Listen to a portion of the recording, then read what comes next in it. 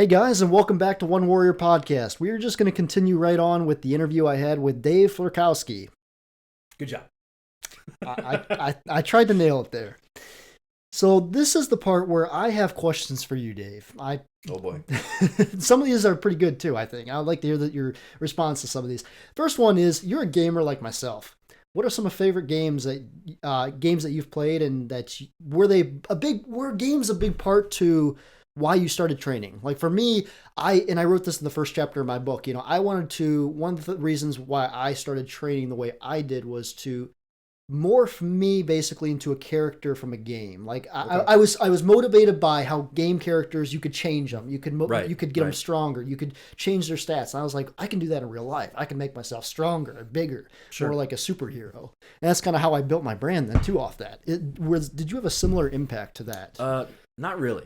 Oh wow. I grew up with video games. Video games for me was kind of like my escape from reality.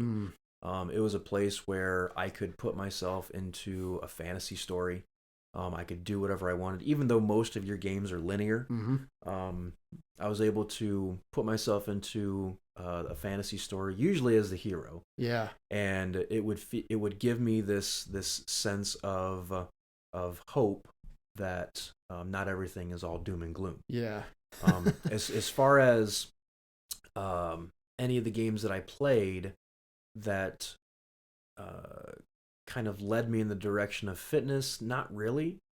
I never really thought about the possibility of making that connection. That's interesting. But yeah, most of the games that I've ever played, and I've like I said, I've played every single Nintendo system up to the Wii. PlayStation, PS2, PS3. So I've played, now PC gaming. So I've done mostly over the course of all the games that I've ever played. I started out on RPGs. Yeah. So like Zelda, Final Fantasy, Dragon Quest, which back in the day was actually Dragon Warrior. Yeah, it was. That's a good fact right there. Yeah. But I was always drawn to the games because I'd played other games too, sports games and whatnot. I was always drawn to games that were much more story driven. Me too. Rather than just straight up basic conflict. Competitive. Yeah. I've always liked story driven too. Yeah. That's one of the reasons The Witcher 3 is one of the greatest games ever. Yeah. Yeah. I love the story. Yeah. And I still haven't finished it. I've actually been thinking about The Witcher quite a bit. Have you watched season 2 yet? Yeah. Yeah. Nice. The Friday that it dropped. Nice. Jenna and we watched what we could Friday, and then we watched the rest of it on Saturday. Before Saturday was over with, we were done. I binged it the weekend too. I couldn't help it. It was great. And both of us were just kind of like, it's already over. Yep. Yeah. But yeah, so I've played RPGs have always been my favorite, but I've gotten into a lot of your survival games. I've gotten into your battle arena games as far as Rocket League, League of Legends, World of Tanks. Probably one of my favorite competitive games that I've ever played was World of Warplanes.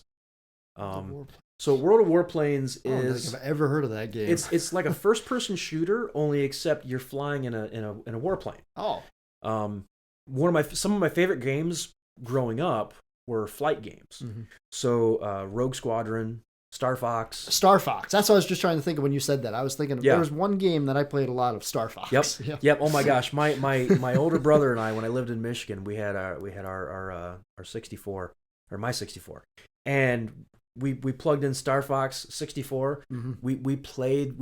We did competitive, versus mode. We played that for 7 hours. It was so straight. Me and my sister did too. It was so competitive. My brother smoked at the time, and he went through 5 cigarettes without taking a single puff on any of them. Because we were so wrapped up in it. It was hilarious. It was an addicting game at the time. Yeah. Just like James Bond GoldenEye. Yep. It was similar to that same mentality. Classic. Nightfire. Nightfire was... GoldenEye was great. I love GoldenEye, but Nightfire was my favorite. That was on PS2. That was a good one too. My most favorite moment on that game was when Will and I was playing, and one of the weapons that we had in that game, it was the map. It was a large snow field on one side of the map. You'd have a large medieval type castle. Yeah. And then on the other side of the map, you'd have like this more modern type complex. I think I remember the very map. Yeah. So what happened was, a couple of the weapons that we had set up for that game were guided rocket launchers. Oh. So what we ended up doing was, I had my rocket launchers. I was on the top of the modern complex. Mm-hmm. He was running across the field to get to me. And so I shoot a rocket, and what happens is when you shoot the rocket, you instantly go to rocket camp. Yep, it views. You can change and it. so you can control the rocket where it goes, and you see actually where you're going with it. So I see him running across the map, and he sees it coming. He's like, no, and he tries running, blows him up. So he spawns, he starts running across the map again, and I shoot another rocket at him. I'm like right at him. And he panics. He pulls out his machine gun and just starts shooting at it, blows up the rocket before it gets to him. And I'm like, what? I start getting ticked. I didn't even know you could do that back then in those games. We didn't either. He panicked, and just out of pure panic, he starts shooting at the rocket and it blows up before it gets to him. I'm pissed. So I shoot off another one. And so he starts shooting at it again. So I start corkscrewing the rocket through the air. And he's like, no. Boom. Got him. That's awesome. The very last one was he was close enough to the castle on the top of the hill. I shot off a rocket. And so he runs into the castle, goes to the left of the door, and then down a little ways, there's another door, goes into that door, and just stops at the corner. And he's like, all right, I'm inside. I'm safe. I threaded the rocket like a thread through the needle. I go in the doorway, down the hall, into the other doorway, and I just barely get it close enough to him to blow it up on the wall, and it kills him. He was pissed. That's perfect. It was hilarious. Those games are great. There's so many good memories between games like that. The N64 in general was a fantastic system. Yeah, Perfect Dark. I played a lot of Perfect Dark, a lot of GoldenEye. One game that I would always tell the boys at youth group, because the boys all the kids love Halo. They all love Halo. Yeah. I suck at Halo. I do too. I absolutely suck. I will kick your tail across the map all night long on Bond, but you put me in a match in Halo, and you will wipe the floor with my face. It's the stupid shield system. Is it? I play every night with friends online because I try to say I want to get better, but I literally even bought the battle pass. I bought the $10 battle pass just to try to be with the younger generation, and I suck. But I am torn between why, but I'm sure it's because of the shields. Okay.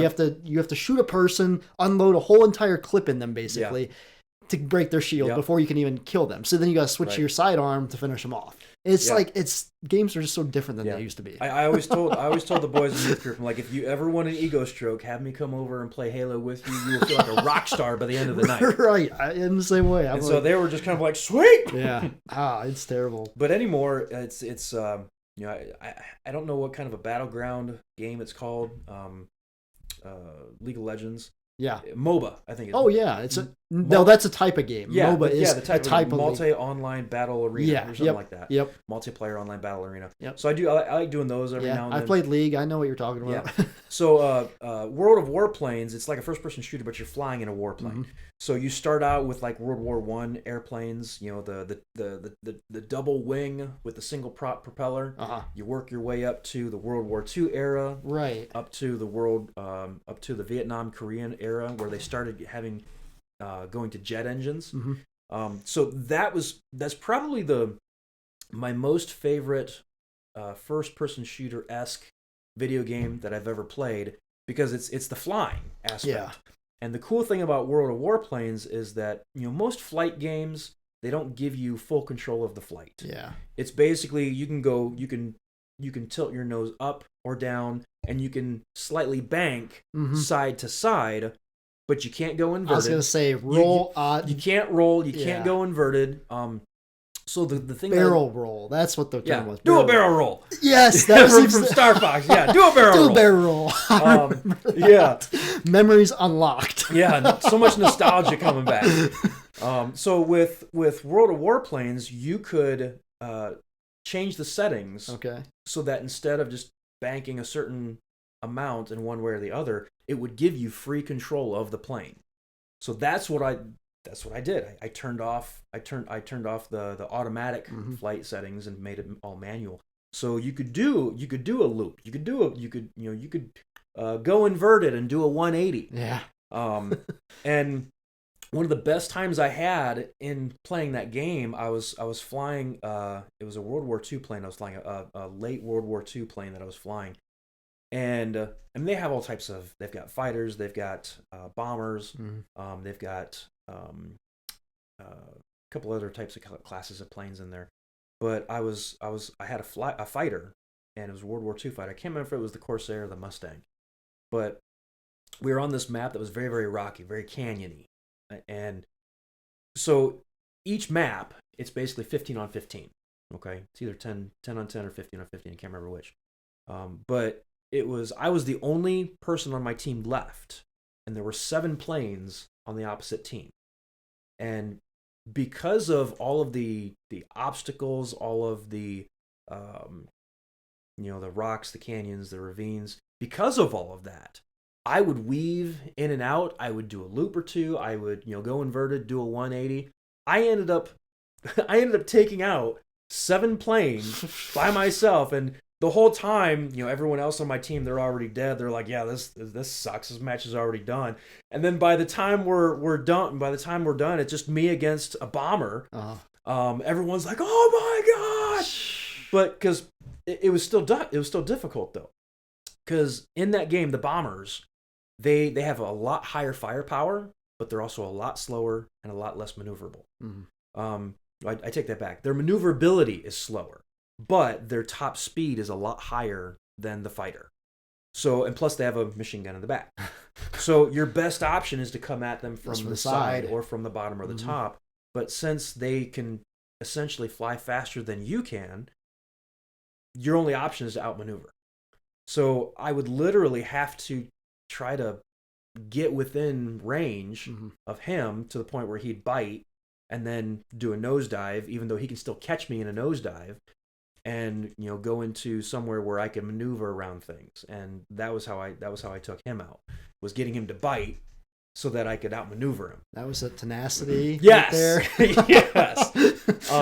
You're not gonna take me out. Yeah, but it's one of those things where it's like if I could have chosen any other thing in my life that I could have done differently, it would have been to get into the Air Force and try to be a pilot. Wow. Cool. Because I love flying. And I didn't know that. I had no idea you were interested in flying planes. Yeah. That's news to me. Yeah, but and the thing is too, I mean, whether you get involved with military flying or Will, he did life flight. He was a life flight nurse for a while. You have to be under a certain weight, and so could I have done it? I don't know. I don't know if I don't know if my weight would have been manageable enough if I would have gone into the Air Force to do something like that. Who knows? You may be just ripped jack dude. Yeah, I know, right? That'd be hilarious. But yeah, I love flying games, and like I said, if there's one thing I could do differently, for my life, it would have been to go into the Air Force and try to be a pilot. That's interesting. Wow, that's good. Real quick before we move on to the next question, I wrote down Arcane. Have you watched Arcane on Netflix? You brought up League of Legends. That's why I say that. I don't think so. It doesn't sound familiar. You need to watch Arcane. What is that? It's the story, basically Jinx's backstory. Oh, okay. It's fantastic. Highly recommend checking that out. You will love it. Once when I saw that, I was like, Dave's got to watch this because it was great. Gotcha. Yeah, but any more? Like I said, I do a couple of MOBAs. I do some single player RPGs. Skyrim for a lot of years was the best game ever. I played a long time in Skyrim. Yeah. But I now do some survival games as well, RPGs, survival games. I do a fair amount of Ark, Conan Exiles. A buddy of mine, Will's trying to get me to play 7 Days to Die. It's basically a zombie game. You have 7 days to build up your base, and then you have to last as long as you can against waves of zombies. I see. It's a Steam game. For those of you who don't know, Steam is it's basically an app that you get on your computer. You can get indie games on. Yeah, you can basically get a ton of games Yeah. off of Steam. Some of them are free to play, some of them are cheap, some of them are your normal game prices. A guy that I know is trying to get me to play Atlas. Oh yeah, that's a pretty good game actually. I've heard good things on that. I've never played it, but I've heard good things about it. When it was first released to early access, most of the reviews were basically it's so buggy, it's so glitchy. At first it was. Yeah. So so he, the guy that I know, he was basically saying it's a very, very different game now. He described it as it's basically Ark but with pirates. Ark was okay. Really? I like Ark. You liked Ark? Yeah. Ark is basically a survival game where you go around, you're in this primitive type of world where if you turn around, you'll have a velociraptor chewing your face off. Yeah. And you go around, you tame dinosaurs, and it's a survival game. So if you don't eat for a while, you start dying. If you don't drink for a while, you start dying. So yeah, it's a pretty cool game. So Atlas is basically Ark with pirates. So there's no dinosaurs, but it's kind of like that. I've played a lot of MMOs. Yeah. I've played World of Warcraft. I've played Star Wars: The Old Republic. Yeah. I've played New World. It's Amazon's. That's one I'd never checked out. I'd never checked that one out, but I heard good things on it. It's pretty good. I heard people got bored with it though. Yeah. It wasn't just like end game material and whatnot. Yeah. And from all the MMOs that I've ever played, I've played Elder Scrolls Online. I've played that one too. Probably like WoW's beginning to end game is as far as the lore aspect is so much better than all the other MMOs. The content of getting from beginning to end game, all the other MMOs that are out there, they're comparable. WoW really excels in end game content because they have so much lore, so much story wrapped around their end game. Whereas almost all the other MMOs that I've ever played, that's always what's been lacking. Interesting. Star Wars: The Old Republic, phenomenal. Game. That's the first MMO that I've ever played. It's held up on years and years and years. And there's a reason for it. That's the first MMO that I ever played that I actually loved PvP. Because one of the PvP modes in Star Wars: The Old Republic is called Hutball. Yeah. So it's basically you have this I don't know, like this holographic ball that it's used as a football essentially. Yeah. That you throw it from person to person. When you die, it drops. The other team can pick it up, and so it's like a 3-tier level, like a 3-tier catwalk level arena. That on these catwalks, so you've got a floor, you've got 3 catwalks. On all of these catwalks, in certain spots, you have a burner. It looks just like an old electric stove burner. That at random points throughout the game, like every few seconds or so, this burner will kick on. Will shoot flames up, and if you're standing in it, you die. You're like gone. So the craziest time that I had was when I was playing with Will, and I was a trooper. I loved the trooper class. It was a Rebel Alliance class. It was because they they couldn't just make everybody Jedis. Yeah. Jedis couldn't make Jedis BA. Right. So broken game. On the Alliance side, you had we had troopers, like shock troopers for anybody who's into any kind of Star Wars lore. You're basically a shock trooper, but they just called you a trooper. I'm an Alliance trooper. So on my trooper, I had an ability called charge, where I could charge from one level catwalk to another level catwalk as long as I was targeting an enemy. And then I also had an ability called cryo grenade. And I was a tank spec. Okay. And I was doing some end game content, so I had some decent tank gear. So I would charge to somebody on another catwalk as they're crossing over the burner, and then I would cryo grenade them on the burner, and then just take a step back and watch as the burner kicks on and they die right there in front of me. And then at one point, I had the hut ball. I was almost on the last part of the catwalk, and I had like 4 guys from the other team just beating on me, and I'm about to walk onto this burner. So they're all on top of me. I'm walking onto this burner. Just as I walk onto the burner kicks on, and they've got me slowed. I'm at like 70% health. Yeah, you're basically dead. I pop all my defensive cooldowns, everything I had, my items, my abilities, everything. On the other side of the burner, I come out with 55% health. They're all dead.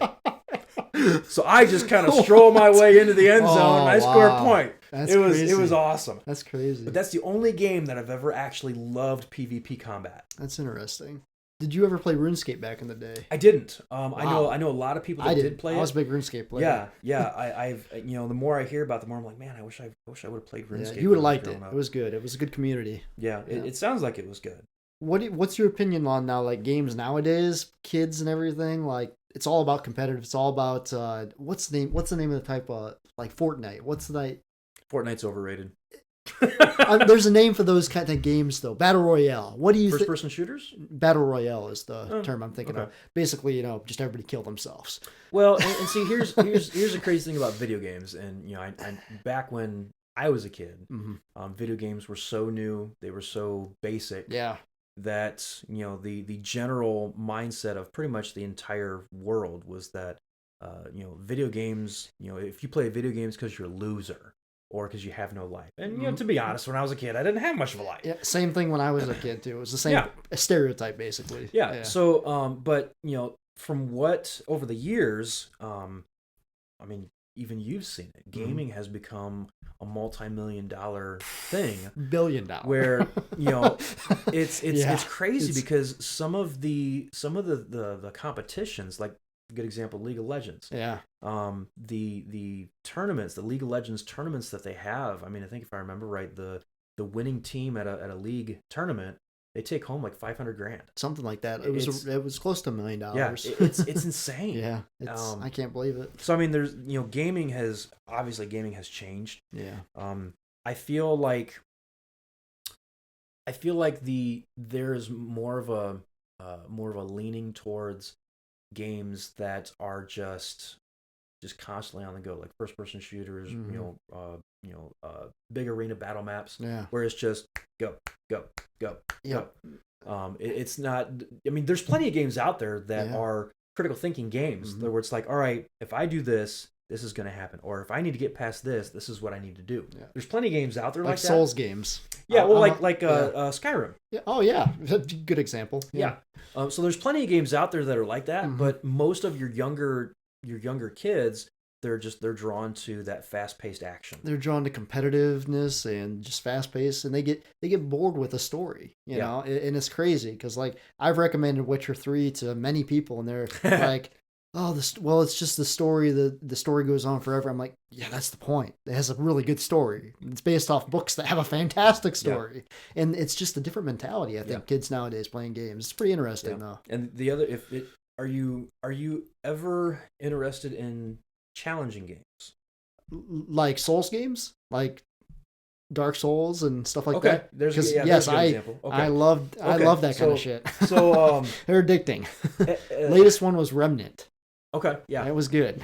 I don't do horror stuff. Yeah, I don't either. I'm not a fan of it either. Like I don't mind playing The Forest. Yeah, that's a pretty horror thriller type. Thriller. I wouldn't even say horror. Yeah. Thriller.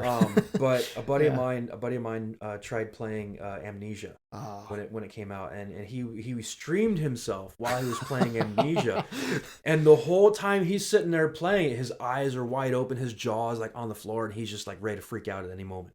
Yeah. I think the one thing that I watched him play was that his character was in this like dark, damp basement type area, and you couldn't see anything, but you could see like outlines of shadows.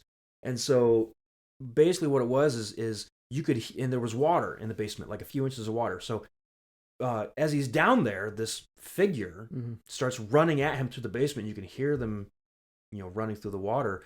And the only way to stay safe was to jump up on a box. They couldn't get you while you're on the box. And if you got up on the box, it just started to like passively start walking around the room. And then the moment if you didn't know where you had to go, if you got off the box, it would automatically sense that you were there and start chasing you again. Huh. And I'm like, nope, no thanks. Yeah. Nope, especially I don't know if you've seen, but a lot of people got VR over Christmas. Will has he's got a whole room set up for VR. He's got the thing hanging from the ceiling. He's got his computer set up for it, and he keeps telling me he's like, dude, you gotta come over and check it out. I'm like, I'll come over at some point and check it out, because here's my fear is that if I go over and I check out this whole VR thing and I'm hooked on it, I'm gonna get it. I'm like, nah, I don't want to spend It's money. pricey. Yeah. But he had said he goes, what if Jenna likes it? And I asked her, I go, so Jenna, what if you like VR? And she's like, if I like VR, we're getting it. I'm like, okay. If the wife likes it, you go with it. Well, I mean, happy life. Jenna's she's played video games before. She's played video games with me before. Mario 64. She liked playing Mario 64 a lot. She's not a gamer. Yeah. She likes to play video games, but some video games, but she's not a gamer. She would never do a first person shooter. She's like, this isn't worth my time. Which I could totally understand. Yeah. Because I think most first person shooters are pretty much a waste of time. Overrated. Oh yeah, I agree completely. But if it was something where she's actually feels like she's in the game, and the game reflects, or I should say, your movements. Yeah, the game reflects your movements and controls how the game progresses. She was like, that's something that I might be able to get into. I'm like, interesting. I've seen some hilarious videos in the past week Really? Of people that just got VR. One guy was they were playing like Resident Evil or something. Oh my god! He ran out of the room and fell down the stairs. I saw another guy just slam right into a wall. He was like, "Oh shit!" Yeah. I played Resident Evil when it was on PlayStation, and Resident Evil, Silent Hill. Looking back, Resident Evil wasn't too bad. Yeah. Silent Hill, like, really screwed with your brain. Yeah. I heard things. I never played, but I heard things about it. Yeah, there's also like a psychological thing. There was also a movie of Silent Hill 2, and that really messes with your brain too. I've seen that. But with Silent Hill, it's one of those games where, depending on what you do throughout the game, alters the ending. Okay. And the first time I played the game, I swear I got the worst freaking ending you could ever come up with. I'm like, I never play this thing again. It's like, traded it in at a game shop. I'm like, this is dumb. Yeah. A lot of games are like that nowadays, but I like that aspect of it, how you can change it. Yeah. But yeah, I like survival games a lot where, a game that I don't know if you've ever tried. I might have told you about it before. It's a very realistic medieval game. It's called Kingdom Come Deliverance. I've never played it, but I've seen videos of it. It was really buggy when it first came out. Very. Was buggy. it? Yeah. It is one of the most ridiculously realistic medieval games I've ever played. Huh. Plus the game is very authentic historically. That's what I've heard. Yeah. Because it takes place back in Bohemia, I think in the 1400s, if I remember right. Plus I love medieval stuff. I do too. That's another reason why I like Witcher and Skyrim and all those games. I love the sword and shield genre of the medieval stuff. Same here. I love that stuff. So supposedly they're in the works of working on Kingdom Come Deliverance, a second one. Yeah. But again, the storyline is great. Huh. But if you ever have a moment where you're okay with sinking a few hours into a medieval role playing game that's very, very challenging. It has a very, very steep learning curve. I've heard the difficulty curve is very sharp on that. Yeah. Once you get the combat down, it's like you'll run around smacking people like they're nothing. But getting to that point takes a bit of work. Right. So yeah, that's a game that I love to play along with The Witcher. I love them both. I haven't gotten to the end of either one, but both of them are phenomenal games. Yeah. All right, let's move on to what was your biggest failure in life and how did you overcome it? You probably should have given me that question earlier today. I know. I probably should have. I probably need a moment to think about that. I'm not really sure.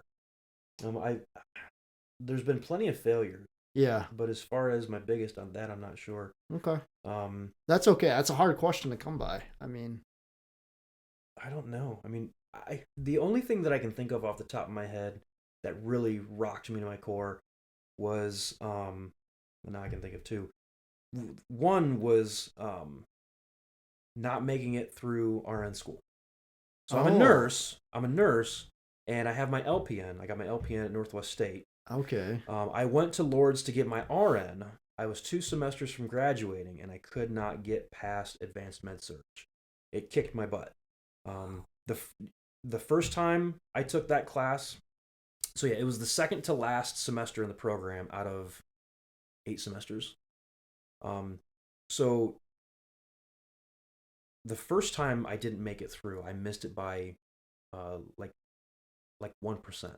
I missed a passing grade for that semester by 1%. That had to kill you. Yeah, well, yeah. And then the second time I went through, I missed it by less than 0.5%, the passing grade. And there at Lords, you get one chance to retake a course that you failed. If you fail to pass that course the second time, or if you fail any course after that course, you're out of the program. So you get one chance. You can fail any one class during the program one time, and if you fail any other courses again, you're out of the program. That's a lot of pressure. Yeah, a lot. So I mean, I'm 2 semesters away from graduating, mm-hmm. and by the time I got to that point, I only needed 2 semesters to have enough credits just to graduate. I wanted to say, screw it, I'm done. But, I don't blame you. But everybody that I knew, my family, my friends, even people that are at church that I didn't really know, they were like, you need to just tough out the last 2 semesters, just take whatever you can and graduate. You had a support team behind you. I did, and honestly, if I'm torn between whether I'm satisfied that I actually finished out those last 2 semesters or not, because I mean, I ended up with a bachelor's in interdisciplinary studies. Twirl my finger around the air, big whoop, right? Right. It's still a bachelor's degree, but yeah, it's still, the other crazy thing is, if it weren't for the nursing program at Lords, I would have graduated summa cum laude. Wow. But the nursing program is just brutal. I'll give you a perfect example. One of my most favorite courses that I took at Lords was organic chemistry, OChem. Okay. And everybody hates organic chemistry. Everybody. I thought it was fun. Huh. I thought it was fun. It's like one of the only courses during the time I was at Lords mm-hmm. that I ended up with a 98, 99% as a final grade. I ended up coming up with a study guide to help everybody else pass organic chemistry. But the nursing program is just brutal. I did not know that. Because it's funny, because when I was in school, there was a group of people that were not very good at school, and mm-hmm. those guys were the ones that wanted to be nurses and whatnot, because they thought that was the easy way out. And I always thought, that's funny. And I was always thinking, I don't think that's going to be an easy way out. Yeah. And there you just verified my point. I've had all these years. It's not easy to become a nurse. Yeah, it's not. And some programs at some schools are easier than others. Mm-hmm. Like the LPN program at Northwest State, it wasn't bad. Yeah, it really wasn't. Right. It's Northwest State. Well, I mean, their RN program is a little rough. Is it really? Yeah, the RN program at Northwest State is a little rough, but it's also very independent based learning. Mm. And then actually, before I did the LPN program, I tried the RN program at Northwest State and couldn't. Because I took some health courses over there to assist with my exercise science degree over at Northwest. The most annoying thing being at Northwest was some of my classmates, some of the girls that I went to school with, some of them had this mentality of, their academic accomplishments were through the roof. Mm-hmm. Their interpersonal accomplishments were through the floor. Yeah. There were 2 or 3 girls that I was in school with at Northwest that they would get like 96 plus on all of their exams, and when the rest of the class was struggling, their mindset, mentality, and what they would share would be, I don't understand why it's so hard for you guys. I got a 98. It's like, you may have all the academics down, but I hope you're never my nurse. Yeah, you can't do that. You can't act like that when you're working with people daily like that. It just won't work out. Yeah. So I graduated from Northwest State in 2007. Got my LPN in 2008. And when I went to Lords, I was all the way through the program, 2 semesters from graduating. So the things that I had learned, invaluable. The things that I had learned in the RN program there. But one of the things I also learned is that really most of the biggest differences between RNs and LPNs is critical care and paperwork. Oh. So because of the RN program, most RN programs are a lot more academically in depth. Mm-hmm. You learn a lot more things that you wouldn't learn in LPN school. Huh. With a big emphasis being on critical care.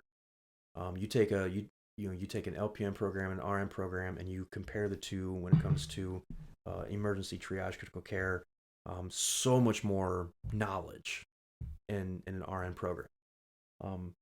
The caveat to that is when you become a nurse, whether it be LPN or RN, most of what you learned in school is all going to be reactionary, which is just information. Yeah.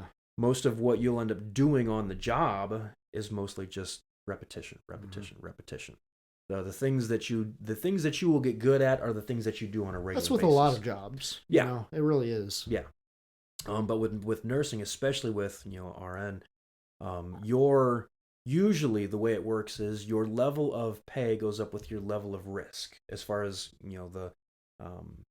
for example, if you're an RN at a nursing home or extended care facility, your level of risk or your level of knowledge is not going to be needed to be as in depth as an RN working in the ICU or in surgery.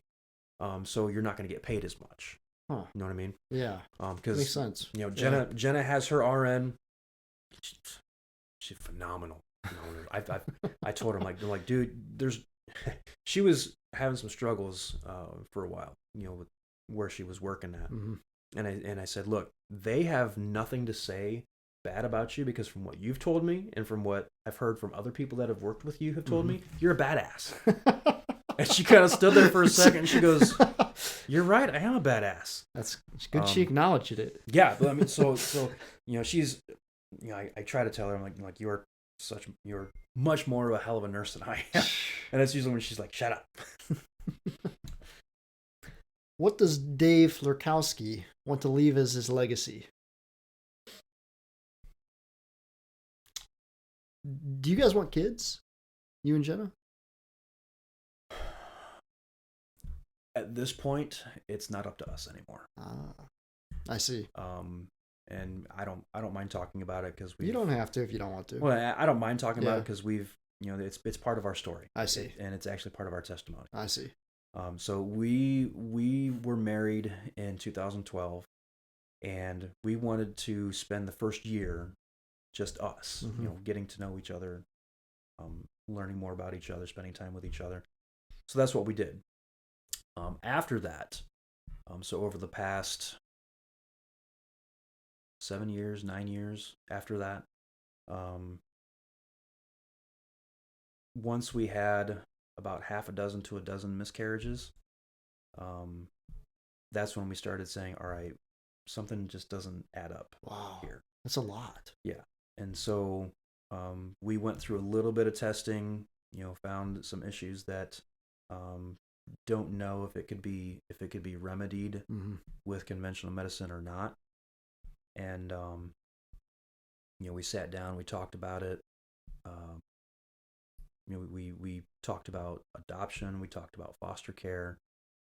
But at the same time, both of us had been so involved in ministry, church camp, youth group, the Great Banquet. There's also a teen version of the Great Banquet known as the Awakening. Okay.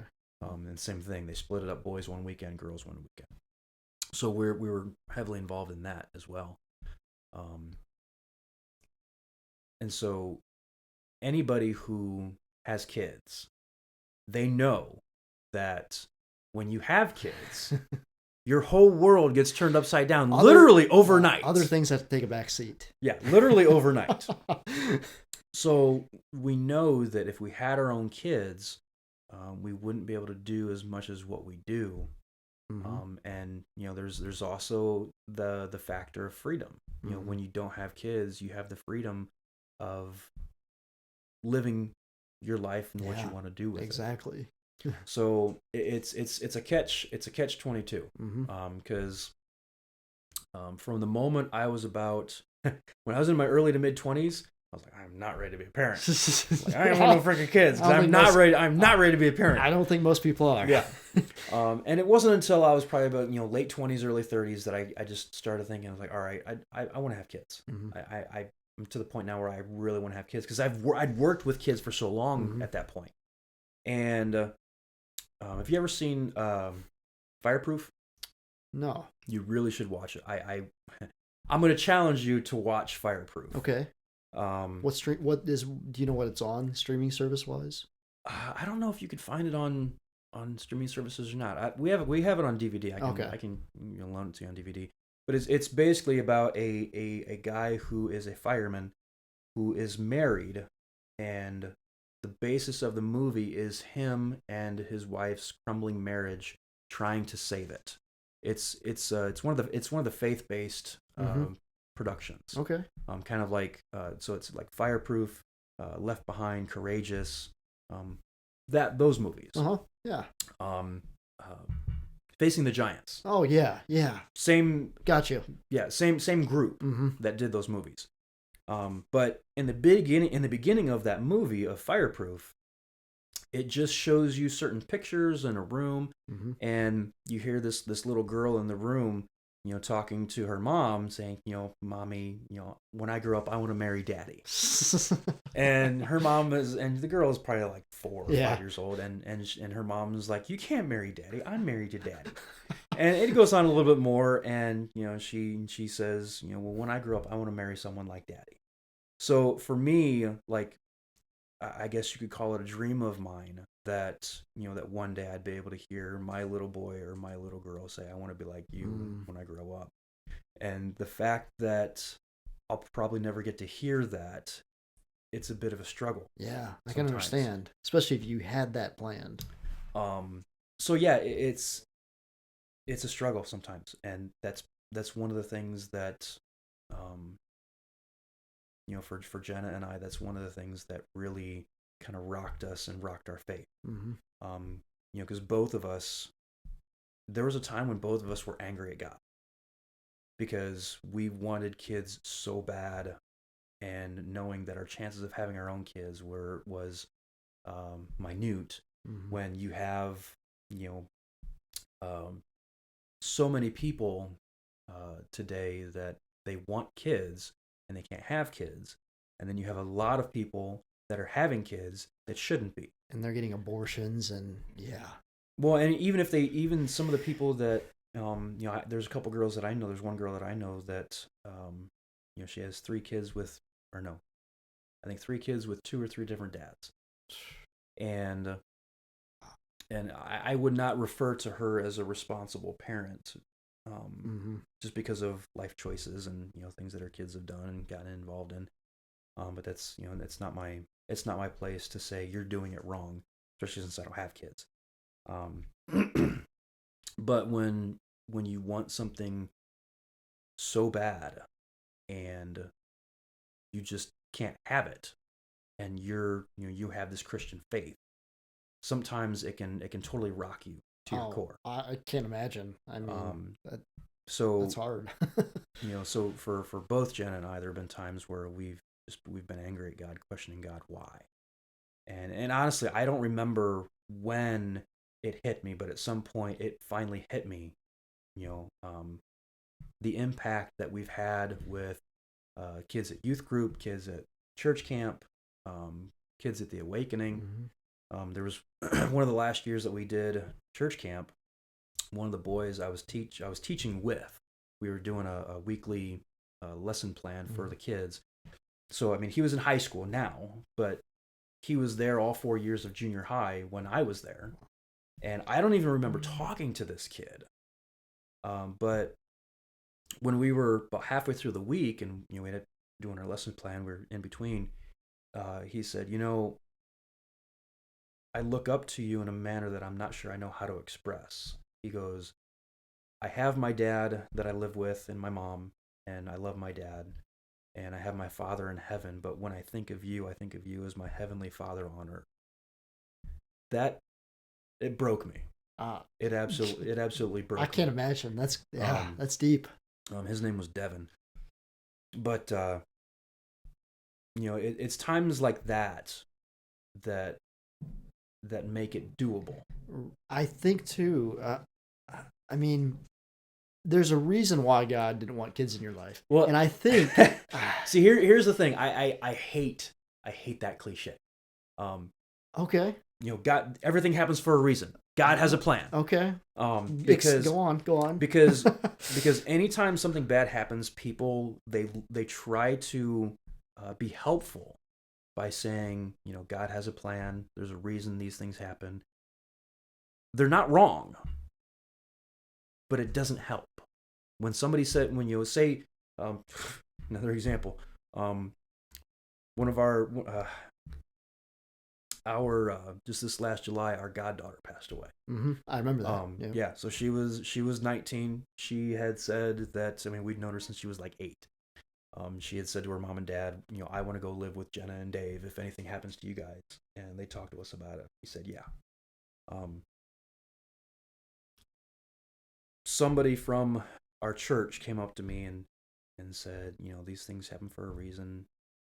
God has a plan. And I did it without exploding, thankfully.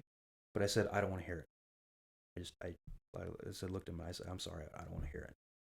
Because it doesn't help. The best thing that you can do for somebody struggling, especially somebody of faith, is not to tell them that God has a plan, not to tell them that there's these things happen for a reason, because what happens is you're and this is just my perspective, you're approaching somebody and you're trying to support them without supporting them. If you're going to support somebody, support them. I know you're struggling. Let me know what I can do to help. Like anything. You tell me what you need and I will do it. That is much more personal than just saying God has a plan and then going about your daily life. It's more relational. Does that make sense? It does. Yeah.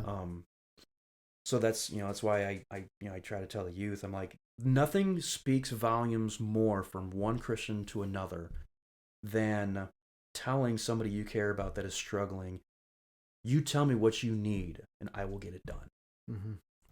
That they're there for you. Yeah. And sometimes it doesn't, and honestly, sometimes it feels like we try to say the right words to comfort. Yeah. And sometimes that's not what's needed. That's true. Sometimes all you need to do is just be there, put your arm around somebody's shoulder, and say, I'm here for you. Yeah. Even if it's not to say anything. That's good advice. That's real good advice. What's your legacy then? If you have one. I don't know how would you define that? So, okay, I tell people that I ask this question to. So, I always wanted to leave something on this earth, something to be remembered by. So that's one of the reasons I wrote a book. Okay. That's one of the very reasons, because I was at a point in my life where I just wanted to put my information out there. This was around COVID too, so I was like, if it's the end of the world, or I don't know if people die, I don't know. So I was like, I wanted to leave one thing on this earth of mine, basically. Okay. And so my book is my legacy. So do you have anything like that, or do you want to? If I had to take a stab at it, I would say my ministries. Your ministries. That's good. Yeah. I like that. Because the crazy thing is, 100 years from now, nobody will remember you. Yeah. If the world's still here. Yeah. But the ideas and the concepts that you can pass down from one person to another, doesn't have to be your family, that you can pass down from one person to another, to another, to another. That's longevity. Those are the things that, a good example is Will and his wife Allison. At some point when they got married, I told them communication is key. I'm like, that doesn't sound like something I would say. No, not at all. Like, not using those words. And they're like, yeah, that's what you said. They swear that's what I said, but I don't remember that. So, I mean, if, my heel, my Achilles injury happened when I was at church camp. And I'd said to the kids while I was at church camp, because we're 3 hours away. And I said to the kids, or I said to, Will was there, Jenna was there. I said, I don't want to go home. Like, I broke down bawling, not because it hurt so bad, but because I knew what the injury was, and I knew that the best thing for me to do was to go home and have surgery as soon as possible. I did not want to go home. I didn't go home. But I said to the kids, and it broke me again, because when we were at the hospital, like, somebody, we got back from the hospital to camp, and awesome friend of mine, David Bradford, and he was from Van Wert. I know him for a long time.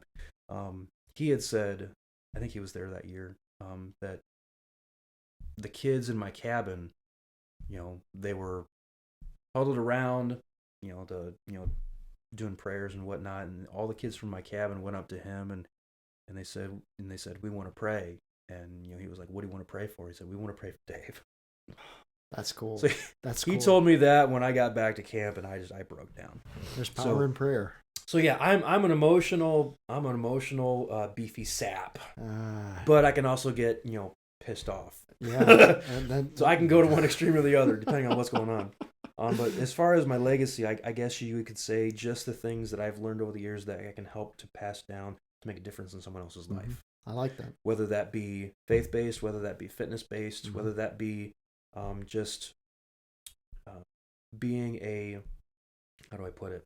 Being a positive person or being a wise person, I guess, if that's what you would call it. Yeah, that's good. A glass half full type of mentality. Sure. Yeah. If you could go back in time and tell your 18-year-old self one thing, what would it be? Invest in crypto. Oh yeah, invest in Bitcoin. Bitcoin. Yeah, that's good. Well, that's one thing. Okay. Do you have any more? Any big ones? Yeah. Go to nursing school right out of high school. Okay. Yeah, I didn't get into nursing school until I was about 2003, 2004. So you took a break there. Yeah. Yeah, I went to Northwest State for a semester, just took some random stuff, random classes. And then after that moved just one semester and then moved up to Michigan by Detroit. Oh. That was when I got into communications work. Learned a lot of cool stuff. It's basically where I grew up, where I learned most about the world and how crazy people are in the cities. Yeah. Get out of the cities while you can. Yeah, I know. I can't imagine. Yeah, a lot of crazy people up there. A lot of materialistic people in the cities too, because everything's all based around what you have and what you go and do. Is how cool or how attractive your status basically. Yeah. I never understood that. Yeah, well, I mean, we grew up in small town Ohio. Right, exactly. The country, Yeah, I didn't have a lot growing up. No, I didn't. So I grew to be very thankful and very appreciative of what I do have. Yep, same here. My dad my dad worked his ass off to provide for us, and we were very appreciative of everything we had. Yeah, and you basically had, like you said, you have to work for everything that you have. Yeah. Whereas in your bigger cities, I mean, you might still have to work, but you can get away with getting what you want by being the squeaky wheel. Yeah, that's true. Which is just that's dumb. Yeah. Don't be a squeaky wheel. Yeah. All right. Oh, this was an interesting one. So last week we talked about this, and this was interesting talking with Dawson and them, because they are living in a life revolving around social media. Right. This competitive age where you finish workouts, you post your workouts, and you look for likes, and in general, maybe not even just fitness, but in life too, comparing yourselves with others. What's your thoughts on that whole thing? Like, because when we were young, there was nothing of that. Right. There was no Instagram. MySpace was the first one. Yeah. No. You're wrong on that. Zanga was the first one. I never heard of that. Zanga was before MySpace. You could create your own page and create the colors and everything. And there was there was a lot of different customization things you could do to it. And I was like wanting to be a graphic designer at the time. Oh, really? So that was really interesting for me. I was like, oh, you can change this webpage and you don't have to pay for anything. And that was like this first social media. But then MySpace was next. But like I was saying, me and you grew up in a time where there was no Instagram. There was no liking pictures, scrolling through social media. Just talk about your opinion on how things have changed so much. I'm honestly, I am fearful for the future generations, upcoming generations. We've become a society of instant gratification, and a society that relies on technology. Like when I was working at the dialysis center, I worked there for 14 years. If I didn't have to work the next day, I'd shut my phone off, and I would, catch some flack when I would go back into work, because they were like, "We tried to call you. Why didn't you answer?" Like, I shut my phone off. Then they were like, "You have to have your phone on you in case we have to get a hold of you." I'm like, "No, I don't." And this is towards the end of me working there, because we were overworked and understaffed. Right. And I was like, if I have a day off coming up, and I have no interest in picking up that day, even if I'm needed, I'll shut my phone off. And they were like, my manager was like, "You need to keep your phone on you at all times." No, I don't. Yeah. I don't get paid to be on call. Yeah. I'm not on call. There's no law for that. So if you can't get a hold of me and you have to go into work as the manager, that's your responsibility. She didn't like that. But Simon, you ever heard the name Simon Sinek? I don't think I have, actually. Write that name down. Simon Sinek. Yeah, it's Sinek. Sinek? Yeah.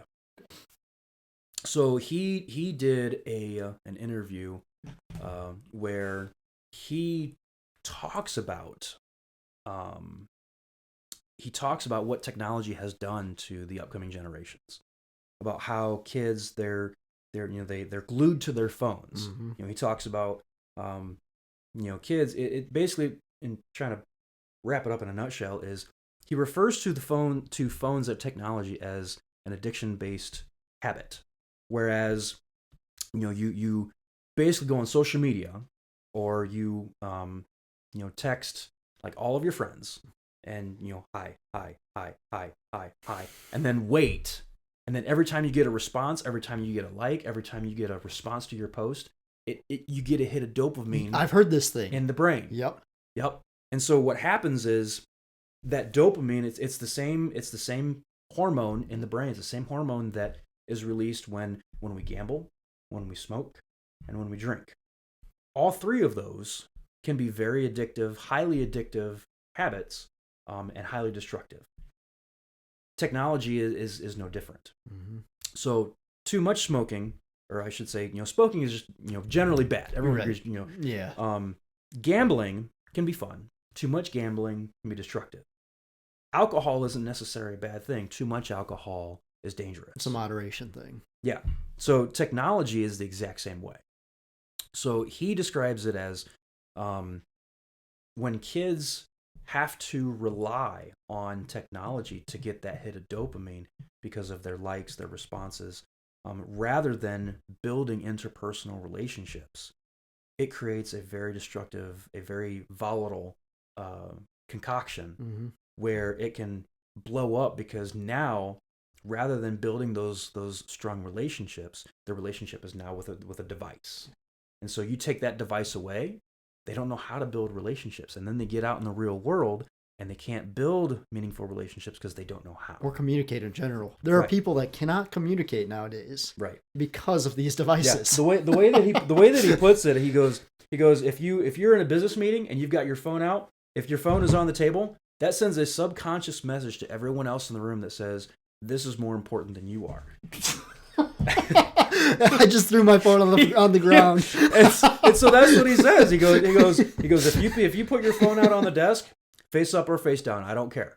That's what it does. It sends a subconscious message to everyone else in the room that says that this thing that I keep looking at constantly to check the time, check my messages, check my posts, this is more important than you are. And so one of the other things that he focuses on that, and he goes, well, some people say, well, my phone is my alarm clock. Go buy an alarm clock.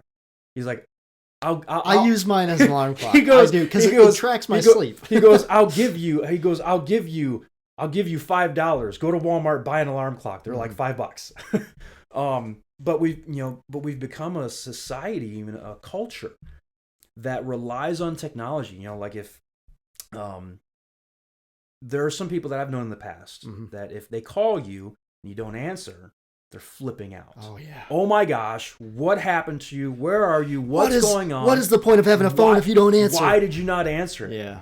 Now, I used to give my mother-in-law some crap because she has a phone. You can text her, but for a long time, her voicemail was not set up. So you would call her, and it would say, this user has a voicemail that has not yet been set up. Please try again later. So I would give her a bunch of crap. She goes, if it's important, they can text me. What if they're on a payphone and they have to do a collect call? They can't text you. Yeah. So she finally got her voicemail set up. But I mean, and that's neither here nor there.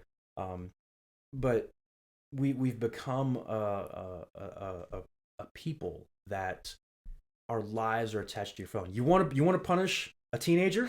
Take their phone away. Yep. Yeah. Yep.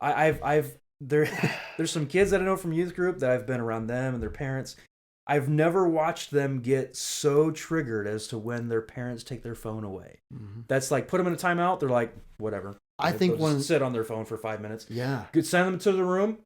That's where their tablet is. My nephew surf the internet. Oh yeah, I know. My nephews are bad. My older sister bought them a phone.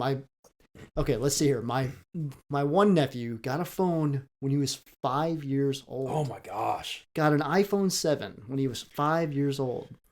And then my next nephew, when he was 6 years old, got an iPhone. And now these guys, these little kids, I mean, Owen is 10, Evan is 6, 7, somewhere in there. Right. 3 years younger, I think. Sure. I think there's 3 years difference. They are obsessed with those devices. They're obsessed with, they fall asleep watching YouTube at night. These bad things that are just setting themselves up to compare themselves to. Like my one nephew, wants to be a streamer and stuff when he grows up because he sees all this stuff and people being famous, being a streamer. It's just a different. I can't imagine. Like when I was a kid, we'd play games with our friends online, and then we'd go to bed. Yeah. I mean, there was no. Yeah, that's what I did. With Will and our other good friend David. I mean, we would have LAN parties. Oh yeah, so we did the same thing. We would all take all of our systems. We'd all go to one of our houses, and then we would all take like a TV, like 2, 3, 5 days off of work. Yeah. And then we would all just have we'd have a nerd party for an MMO usually. Yep. Yeah, we did the same thing. It's so crazy how things are so different nowadays. Yeah, anymore. Like I said, that's one of the ways to really, strike that jugular at a teenager is take their phone away. Yeah, which is bad, and it's not through any fault of their own. Yeah, because whoever their parent or guardian is, they want to have some peace to themselves. Yeah, so they give them a replacement. That's the very reason I think my sister did what they did. Yeah, because they just get so sidetracked then with this device that they don't even need to spend time with their parents anymore. Yeah. And I don't know if you've seen it, but now they're advertising for automated robots. That you can buy an automated robot to give to your child, and that robot acts as your child's friend. Oh my gosh. Yeah. Do a little bit of digging on it. It's actually kind of creepy. Wow. That's This is where we're going with AI. That's insane. I mean, I knew AI was going to be a big thing, but I never really thought about how AI would mess with people's psychology. Terminator 2022. Well, that was basically just like end of the world type of charismatic things. But I guess iRobot would be a better description. True, it would be because they had those robots in those movies did stuff for them. So I can see that they build relationships with robots, and it's just crazy seeing where things are going. Mm-hmm.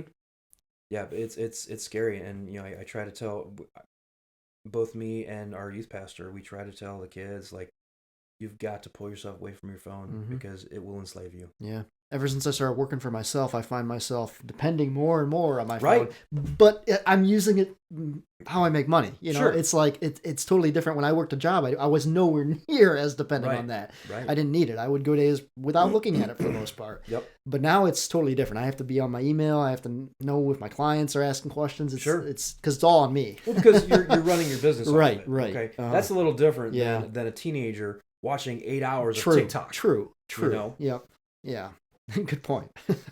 Yeah, I will say TikTok though makes walks go really fast because you just can get on TikTok and do your cardio. I refuse to do TikTok after. There's some funny shit on there. Well, I'm sure there is, but after learning of what TikTok is, where it is, what it's being used for, I'm like, no. I actually do some ministry on TikTok. Oh, do you really? Yeah. Mm-hmm. Yeah. Yep. Well, on my TikTok page. TikTok is one of those things that technology can be used for some amazing things. Oh yeah. But it's also it's a double-edged sword. Like anything that's out there, it is created with the best of intentions, but it is always corrupted. Why? Because it's in the hands of men. Every time. Yep. Doesn't fail. That's true. All through history. Like some people, they don't realize that the backers of TikTok, like you go high enough up the stock chain, it's essentially owned by China. Mm-hmm. It is, and all of it is. China has been caught data harvesting TikTok. So for anybody who has kids, your kids, your daughters or your sons are out there, doing these dance videos, posting videos with. China has access to that, and they can harvest your data off of that. Yep. And I think a lot of people don't realize the gravity of that possibility. Mm-hmm. What's one thing that God has done for you in your life that has allowed you to progress in some way? introduced me to my wife. Oh wow. For a long time, I never truly believed that there was somebody out there for me. That's kind of how I feel. Yeah, yeah. Being 30 and haven't met anybody and have never been in a crazy serious relationship. Yeah. Been in a lot of flings, but nothing that's been like, I want you as my wife. Well, and honestly, for a perspective coming from a guy, it's from what I've seen, it's much easier for it's much harder for a female to find an authentic, compassionate, real guy than it is for the vice versa. Right. Because there's a lot of assholes out there. Yeah. Lots. There's a lot of guys. There's a lot of men out there that they don't act like men. Yeah. They act like spoiled, and not even spoiled. They act like punky children. Yeah. More and more nowadays than ever. And they don't treat women with the love and the respect that they deserve. I don't know if that's because if it's a cultural thing or if it's a parenting thing. But combination, I think, of both. So many girls that I know, like there's a girl that I know that I used to work with at Parkview that she works in Wasion now. She's a single mom now because she had her boyfriend. She got pregnant with her boyfriend, and the instant she got pregnant, he left her and hasn't had any contact with her ever since. That's terrible. And it just, part of it, and probably ruffle a few feathers by saying it, part of it is because women are complacent with bedding down with the wrong man. The other part of it is because the man that you are bedding down with is a piece of trash. Yeah. You have to think of, and this just goes for everything, you have to consider the consequences of your actions before you act on them. And that is something that is being lost in our society, where it's, I'm going to do what I want, and I don't have to answer for it. Yeah. Right. That's a great response. But yeah, my wife has been, she's the most phenomenal person that I know. She's a badass, in nursing. I mean, she used to come lift with me. But she's one of the most compassionate people that I know, and yet at the same time, she is one of the most level-headed, intelligent people I've ever known. She's not a gamer, but that's okay. Was she a lifter when you met her? No. That's interesting. Yeah, it wasn't until after we got married. We were living in Bryan. We were living close to the Y, and she got to a point where she said, I'm not okay with my body. And I was like, come lift with me. And she was like, no, lifting is geared towards a man's body. And I said, whoever told you that is an asshole. Has no idea what they're talking about. They're a dipshit. Yeah. I said, look, give me 30 days. Give me 30 days. Come with me. Do what I ask you to do. Do everything I ask you to do. If after those 30 days you're not happy with it, that's fine. We'll try something different. So she started lifting with me every day, and after a week and a half, she was hooked. Because it only took a week and a That's so quick. Yeah, it only took a week and a half for her to start noticing bumps and grooves and divots in her muscles that she'd never seen before. Wow. And from that moment, she was like, I'm all in. She's hooked. She got to the it was I love talking about it, but she's like me. She doesn't like me talking about her positively. I don't like her talking about me positively. That's perfect. We're like the perfect opposites there. I love that. But she got to a point where her max bench that she ever got was 70-pound dumbbells. So a woman. That's really good. Yeah, that's really good. At the age of, let's see, I think she was 26, 28 at the time, maybe. No, that's not right. She was almost 30. Somewhere almost between 25 and 30. She was bench pressing 70-pound dumbbells. That's awesome. That's really cool. And I'm like freaking out. I'm like, this is the most awesome thing ever. She's lifting more than what most of the guys at the time when they were lifting. Yeah, I don't know many people that touch the 70s. Yeah. So she's had some issues here in the last several years. Some hip muscle, hip tendon issues that she's been working through. So she's got to be very, very, very, very careful of what movements that she does and what lifting that she does, so that she doesn't completely screw up her screw up her hips again. But she still lifts. Yeah, she still lifts. It's nothing like what you or I do anymore. Because she has to, if she ever does want to or ever wants to get back to that, it's going to be a very gradual process. I see. Of making sure that the injuries that she's had in the last few years to the hips, to make sure that doesn't repeat. Gotcha. Huh. As someone who follows the media and politics, here we go. What are your current views on everything that's going on in this insane world? That's a loaded question. I know. Just pick a selection of what you want to talk about here. Gosh. The lies that are being perpetrated by the media. Fake news. If that's what you want to call it, sure. I'm a Trump supporter, so it's all fake news. I've been told it's fake news. I think it's fake news. It sounds like fake news to me. It's just fake news. That's an awesome impression. That's like one of the best Trump impressions I've ever heard. That's crazy. Like my eyes literally just lit up. Like, dude, I got Donald Trump on my podcast. That's funny. But no, and there's certain things that that I've agreed with. I agree with Trump and certain things that I don't. Mm-hmm. In the early years of his presidency, I think he did a lot of good things, and then at some point, I feel like he just kind of threw America under the bus.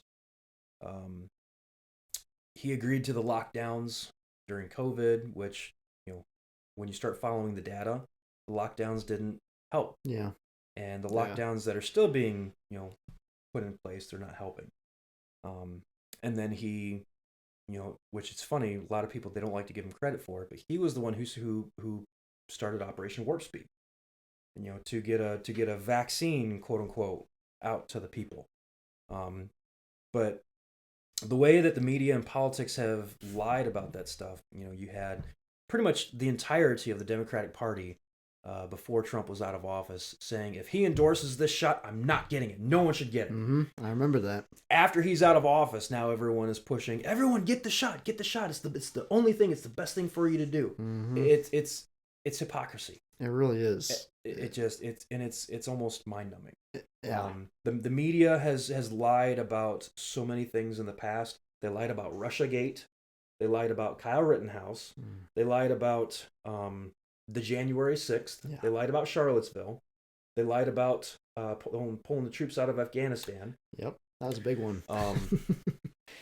They've lied about so many things, and yet they're allowed to keep pushing the stuff that they're talking about. But if you go on social media, if you go on YouTube and you start talking about what actually happened, like there's a buddy of mine that he was posting stuff about Kyle Rittenhouse, the truth about Kyle Rittenhouse. Yeah. He was banned from Facebook.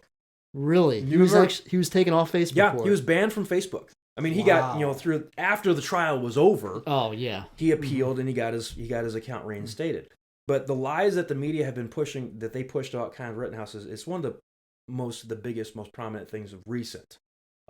They said that Kyle Rittenhouse shot and killed 3 black people. They said that he crossed state lines with a rifle. That was a lie too. Yeah. They also said he had no reason to be in Kenosha, which is another lie, because his dad lives in Kenosha. His grand. This is from his word. Those are his words, not mine. Yeah. And it even came out in the trial. His dad lives in Kenosha. His grandma lives in Kenosha. He works in Kenosha. He has friends in Kenosha. Kenosha is like 20 minutes from where he was in Illinois at the time. Because Chicago is like right on the border of Illinois and Wisconsin. Yep, it's right up there. So all these things that the media lies about, and nobody says anything. But when you start talking about what ends up being the truth, you're censored, you're banned. Now, why do you think that is that people, we can see through their lies? Right. There's a lot of people that say we're conspiracy theorists, we're tinfoil hat wearers. Yeah. Zach asked me tonight. He goes, how do you make the distinction between conspiracy theory and truth? And I go, the difference between truth and conspiracy theories is about 6 to 18 months.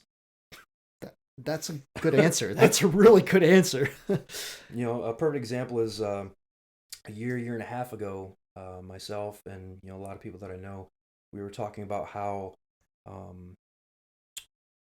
as soon as the shots were coming out, and people were saying you have to get it, because it protects you, protects, everybody brings it up. It protects you, your family, and your community. Mm-hmm. It doesn't, because I had said from the beginning that it only decreases your symptoms. It does not stop you from catching it. It does not stop you from spreading it.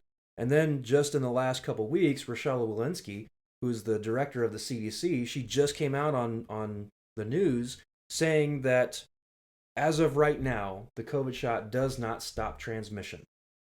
She said that? I didn't hear that. Yeah, she said that on Wow. just in the last week or so. She went on, I don't remember if it was MSNBC or CNN, but she was on there and she actually said that. And all of us that have been saying that for the last year, we're just kind of sitting here like, yeah, you all owe us an apology. And what's the point of the vaccine at that point?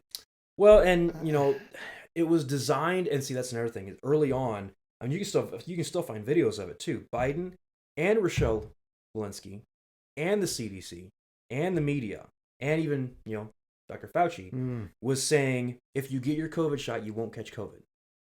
That was a lie from the get-go. Oh, that's a huge lie. And I had been saying it was a lie from the get-go. I'm a conspiracy theorist. Take that tinfoil hat off. Well, and when it finally broke that they could not hide behind that anymore, they just moved the goalposts. Well, we know it. We know you can still catch it, but you should still get your shots. And now it's gotten to a point where it's basically medical tyranny. They're basically saying, the Supreme Court shot down the OSHA mandate for the shot, but they let the CMS, which is Center for Medicare and Medicaid Services, they let it go. So any hospital that gets government funding from Medicare and Medicaid still is supposed to institute a shot mandate for all their healthcare staff. Huh. And so what's going to happen, because the thing is, the reason why it's wrong is because to force somebody to get an irreversible experimental drug therapy injection against their will is morally wrong. It's ethically wrong. Mm-hmm. And yet, what was it? I was several months ago. I'd read an article. There was an OB department in a major New York City hospital that had to shut down because over half their staff left that department. They quit when they were told you have to get the jab. And I've heard some crazy stories that of people that have had side effects from the jab, and some people will say, well, that's all anecdotal. It's not peer reviewed. It's not confirmed. It's not confirmed reactions and whatnot. But when you have enough anecdotal evidence, it becomes a data point, so that you can't ignore it anymore. The other thing, I think it was an NPR article. YouTube, don't censor us. There was an NPR article that came out recently that had admitted what all of us were saying over the last year, was that there is a chance that the COVID shot will alter a woman's menstrual cycle. I've read some articles on that. Yes. I can remember that. But see, here's the thing that is just absolutely insane. When anybody who talked about these things within the last year and a half, you'd be called a conspiracy theorist. You'd be banned from social media. You'd be banned from YouTube. Now all of this stuff is coming out, and yet they're still pushing this. You have to get the shot because it's the only thing that you can do to protect yourself. And yet, one of the main reasons why I don't think it's about public health anymore, because early on when all this started, and we didn't have the shots yet back in 2020, early 2020, they were looking for any and everything to possibly give to patients to fight COVID. They were giving them vitamins, supplements, different medications. They were basically trying everything they possibly could. And they found some things that thousands of doctors across the country were prescribing because they said it would work, certain medications. Mm-hmm.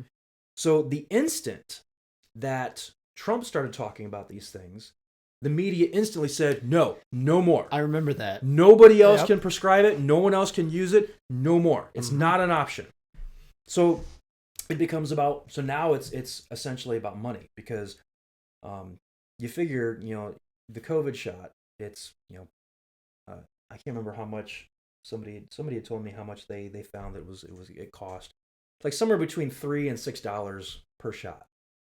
So you figure 330 million Americans, and they have to, and you're supposed to get 2 shots to each person. Okay, so we'll just say $5 and make it even. So $5 times 2 shots. The shots are person. free though, right? How do you think the government's paying for them?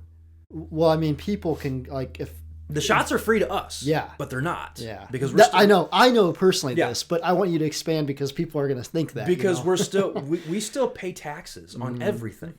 So plus the government. The government, it's going to be down a deep rabbit hole. So the government gave us these stimulus checks during COVID. Yep. And now we're paying all of that back through inflation. Yeah. Is nobody, how are people not seeing this? But you figure, about $5 a shot, everybody gets 2 shots. So 660 million shots at $5 a shot. That doesn't even include the boosters. Yeah. So the pharmaceutical companies are, and the other thing, the pharmaceutical companies, if anything happens to you, when you get your COVID shot, or either of them, or your booster, anything that happens to you, any medical issues, you're on your own. You can't sue the government. You can't sue the pharmaceutical companies for their product that was forced on you, or that you were coerced into taking. Do you have to sign a waiver even to get the vaccine? I have no idea. Okay, I was gonna say I don't know. I don't believe that you do, but maybe you do. I don't. I'm not sure. But if anything happens to you, you're on your own. You foot the bill. Sometimes there's a website that you can go to that they have a pool of money that they will sometimes pay out to people that have had issues with the COVID shot and all that and this and that. But it's not about health, public health. Because if it was about public health, they would still be exploring. Does this supplement work? Does this medication work? Does this drug work? No, it's you have to get the shot. That's the only way we can get past. And that's a lie. Mm-hmm. The other reason, it's not about public health. We've had over 1 million immigrants pouring into this country through the southern border over the last year. I know. None of them are being tested. None of them are getting COVID shots, and they're being shipped into different areas of the country that we're not being told where they're being sent. Mm-hmm. And it's not just people from Mexico. People from all over the world. Yeah. As soon as they heard that the southern border was open, people started coming from all over the world. I can't blame them either. You know, I mean, if I was over there and I heard, America's borders are free to go through, and why not? Yeah, that's kind of common sense at that point. Yeah, and I don't remember if I had told you about this or not. A couple weeks ago, I had read an article that the Pope has been pleading with Pfizer and Moderna to release their patents on the COVID shot, so that the rest of the world can produce it, so the rest of the world can get it, so that everybody can get it more quickly. Wow. Both Pfizer and Moderna said no. That alone tells you that how much money they have invested in this. They're being greedy. Yeah. That's interesting. Okay, you said side effects of the vaccine. What are some more crazy side effects that you've heard of? Because I've heard of quite a few. I've read some message boards, and my dad has something too, but I want to see if you cover it first before I talk about it. I've only, as far as from what I've heard and what I've seen, I talk to patients every now and then, but again, I'm not a doctor. Go talk to your doctor. Feel if it's the best thing for you, and if you want to get it, get it. I won't tell you to not get it. For the YouTube gods that are listening. Perfect example, there's a friend of mine who's a doctor. He has a 17-year-old son. Okay. Now this is purely anecdotal. There's no way to confirm it that I've seen. But I find it very odd, very coincidental. So this doctor has a 17-year-old son. He's very, very pro shot. Very pro, COVID shot. And anytime he would have a patient come in, he would say, did you get your shot? The patient said yes. He would say, good, you're doing the right thing. The patient said no. He would say, you really should consider getting it. So his son's 17, and I won't ask him, one, because it's none of my business, two, because I don't have the balls to ask him, if he had his son get the COVID shot. Because a few months ago, his son came down with some cancer, and has been going through this process to try and fight that. Okay, Since that happened, we had a patient come in, and I was telling our doctor that this patient has been having some issues, numbness, loss of function in the lower legs. And I had said, this patient states that all of this started happening, and he interrupts me and he says, it started when they got their COVID shot. And I said, they said, and I go, they said that it started after the second COVID shot, a few days afterwards. And he just kind of shakes his head and he goes, they need to stop vaccinating people. And I go, why is that? And he says, well, all this stuff's happening because of the COVID shot, right? And, I'm not the kind of person who's just going to jump on it, So I said, I guess it depends on who you talk to. Since then, since that whole ordeal, he has not asked a single patient if they've gotten their COVID shots. And this is probably 2 months after all this happened. Now, I've heard stories of elevated white blood cell counts. I've heard stories of insulin rejection. I've heard stories of insulin insufficiency. There's a girl, I've heard a lot of stories of women's menstrual cycles that have been messed with. There's a girl that I know that after both of her shots, both times, within several hours of getting the shot, she had headache, nausea, fatigue, muscle aches, and for several hours. Even for the second time, she said it lasted for a couple of days, and it got so bad that she had to go to the first care, the walk-in clinic. She had said that when she was at the walk-in clinic and the provider that was taking care of her was a nurse practitioner, she told her symptoms, told her what was going on. She said, this all started several hours after I got the shot. It's been lasting for several days. This provider told her it's not from the COVID shot. It's from something else. She goes, it's from your allergies. And this girl, she's like, I've had allergies. These are not allergies. And she still goes, it's not from the COVID shot. The COVID shots have no side effects. Even the CDC and the FDA has acknowledged you can go on the CDC's website and look at all the potential side effects of the COVID shot. I've looked at them. Yep. And it's out there publicly, people. And you still have providers that are saying that, there's no side effects to the COVID shot. I'm like, are you insane? Please don't ever be my doctor. Yeah. Please. It's absolutely insane. It's enough to make your head spin. Okay, the reason I wanted you to go on that is because my dad, his whole life, he's had perfect vision. Okay. He's been one of the few in our family that has perfect vision. Right. I don't. My sisters don't. Right. All of a sudden, after my dad got the booster, this is probably like... So was that his third or fourth? It would be third. Okay. He got his 1, 2, and then booster. Right. All of a sudden now, this past week, and actually it's been a little longer now, let me see here. I wrote it down. Both shots, never had vision problems. Out of nowhere, he is losing his sight in his right eye, bleeding and swelling around his optic nerve in his right eye. And the doctors said how, his right eye might never recover now. My only question would be, what's his blood pressure like? That's what they told him too. I mean, they said his blood pressure was low. Okay. And that's probably one of the reasons why. Because I've heard apparently low blood pressure can cause eye problems if it's too low or too high. I've heard. If there's let's see, bleeding and swelling. Yep. Bleeding and swelling usually does not happen with low blood pressure. That usually only happens with high blood pressure, because what happens is with high blood pressure, if you have certain capillaries, certain blood vessels that can't handle that high pressure, they leak or they burst, and that's when you get your bleeding, your swelling. Generally, from my best of my knowledge, low blood pressure typically does not cause bleeding and swelling. Okay. That's interesting. Feel free to fact check me on that one. That's interesting, because I was just over at my parents' house last night, and my dad was telling me how the doctor was saying how low blood pressure was the cause of this, that more eye problems come from low blood pressure. So now, what can happen there is, if with low blood pressure, if your blood pressure is too low, then all of the parts of your body that are fed, they don't get the blood flow that they need to function properly. Yeah. So low blood pressure can also cause issues to your organs, to your cells, to your body tissues. But as far as bleeding and swelling, that's typically more high blood pressure, or if you have something else going on, like a clotting factor or something like that. I see. Huh, that's interesting. So you've never heard of any eye problems though I through have. the vaccine? That's a new one to me. Because we just find that so weird that my dad's Ironic. never, very ironic. Yeah. He's never had any eye problems, and Yeah. then all of a sudden now he has some eye problems. There was there's a buddy of mine that grew up around here with us, and his dad passed away recently within the last last 6 months, 6 to 8 months, and his dad, he got both COVID shots.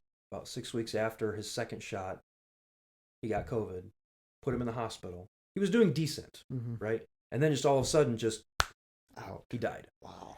They did not. He went into the hospital with COVID and passed away after being fully vaccinated, quote unquote.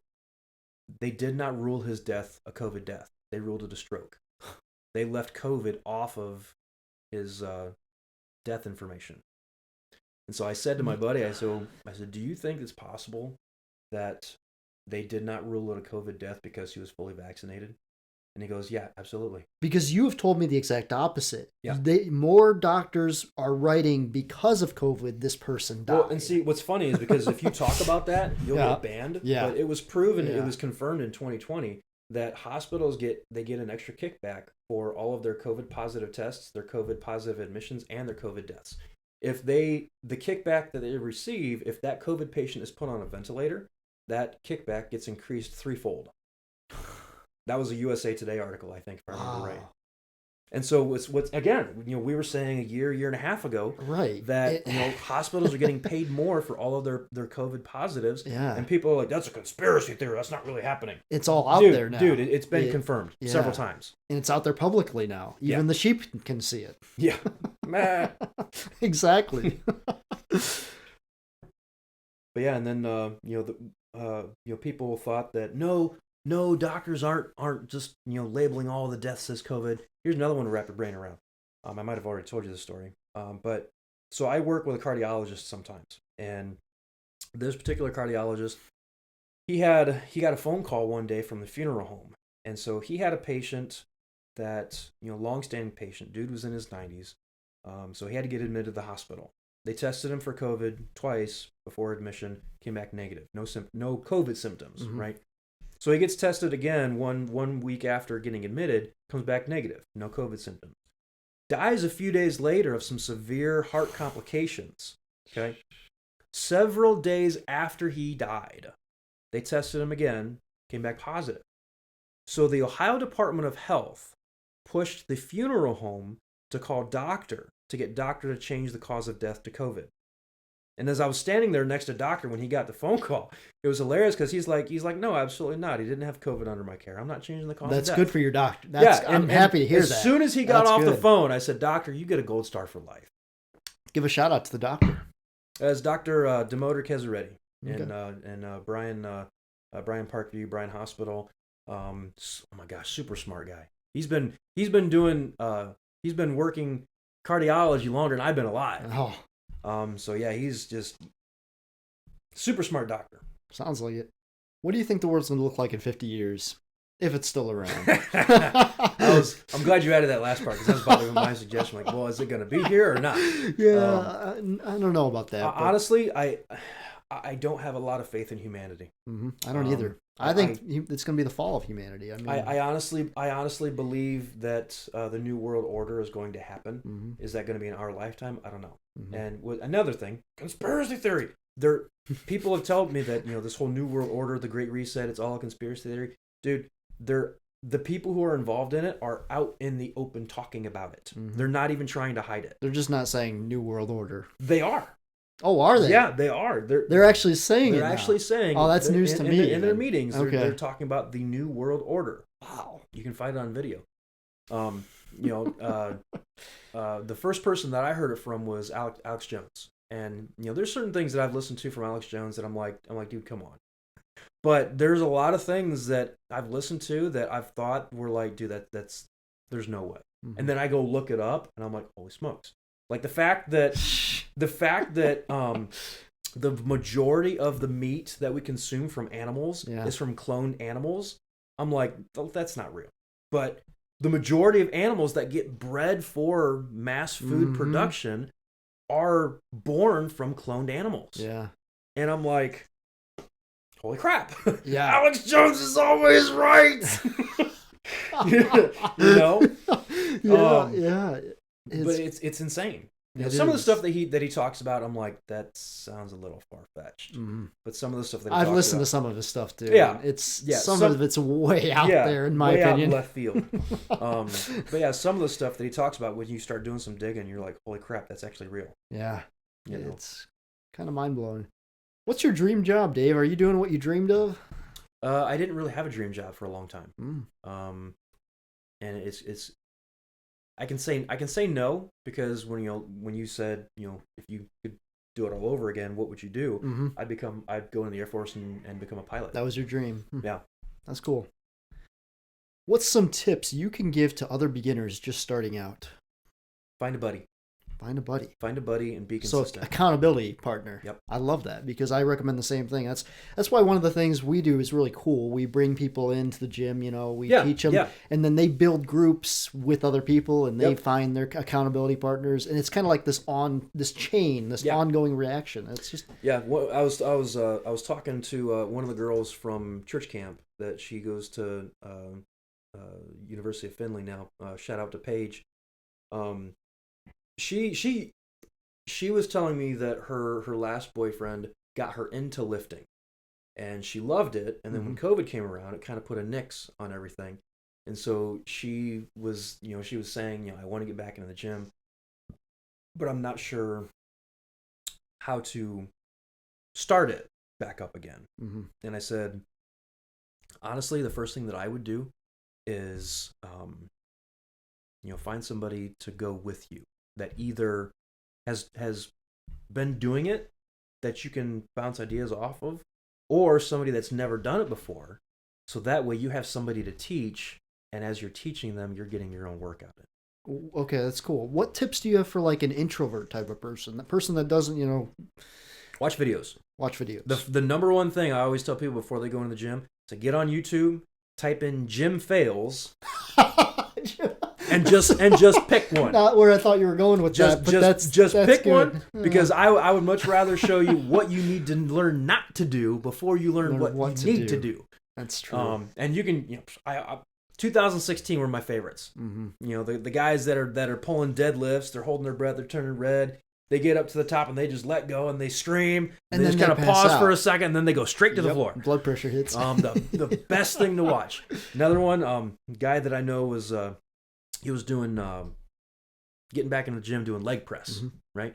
So he took a video of himself doing leg press, and as I'm watching it, I'm like, I'm gonna send you this video quick, because what he was doing on the leg press is he was locking his knees out. Oh yeah. At full extension.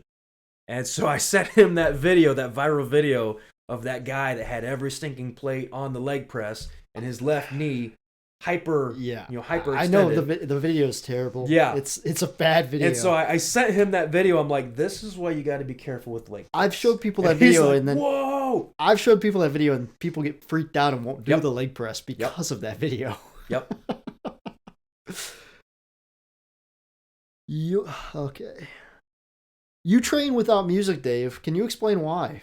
I used to train with music. I know you did. Yeah. So what changed that? Because I used to train with music because it kind of helped me to disconnect from everything that was going on around me. I did the same thing. But there were times where if my battery died on my iPod or if I forgot it at home, those were the only times that I ever had somebody come up and talk to me. Was when I didn't have my earphones in, I didn't have my iPod on me. And I learned that anytime somebody came up and talked to me when I was working out, it was always somebody who was saying, you kind of look like you know what you're doing. Is there something that I can do for this? What can I do for this? So it ended up becoming an opportunity. I see. It became an opportunity to teach, an opportunity, and to start a relationship with somebody. Yeah. Say, hey, if you need something else or if you have any other questions, like, dude, come up to me even in the middle of a set. Let me know. So after my last iPod broke, I was like, you know what? Being a teacher, that's the legacy I'd like to leave. Ah, that's Being cool. a teacher. I like that. That. That's really neat. So, a lot of the times, and you can attest to this, that a lot of times people are going to be less likely to come up and talk to you if you've got your Yes. earbuds in, your Yep. earphones in, you're in the middle of a lift. Yep. Um, That's why I take mine out after a set and while I'm resting before Right. the next set, so I can talk to people and whatnot. Yeah. And allow people, if they want to come up to me and ask me questions, Yeah. they can. Plus, it's gotten to a point where I don't need music to Mhm. to be distracted. Yeah. I've gotten a lot better at focusing on things outside of what's going on. That's why when you guys try and make me laugh in the middle of a set, it don't work. It doesn't. Because all it does, Dawson in my, and them try everything. I know, and I'm like, it he's so triggers- stoic. He's not Yup, gonna laugh. What it happens is when they start doing their thing, when you guys start doing your thing, Mhm. I make it trigger in my brain as if they're trying to screw up my lift. Yeah. It pisses me off, Mhm. and so that's basically what it turns is they're trying to make me laugh, and all I'm doing is getting angry, and I'm doing better. Yeah. You know? Yeah. So that's my big thing is, my big thing is that if I've got my earphones in and people see that, I would much rather have somebody come up to me and ask questions Mhm. rather than just try to do it on their own and not know. And if they fail, it's going to turn them off to lifting and fitness in general. There's a lot of people that are just afraid to ask people Yep. in general. Yep. And I've come across this at the very new gym that I'm at. A lot of new January lifters. Okay. Yeah. And- Resolutioners. Yes, Yeah. resolutioners. Yeah. I love the term.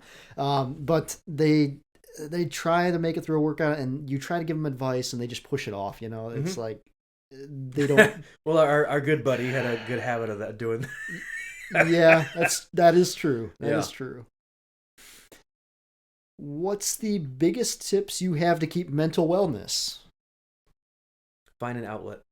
Okay, like your own personal therapy. Yeah. Yep. Yeah. For me, it's lifting, it's video games, it's spending time with my wife. Mm-hmm. Oh my gosh, like it's interesting how our relationship has grown compared to a lot of the relationships that we've seen or heard about with our coworkers. Yeah.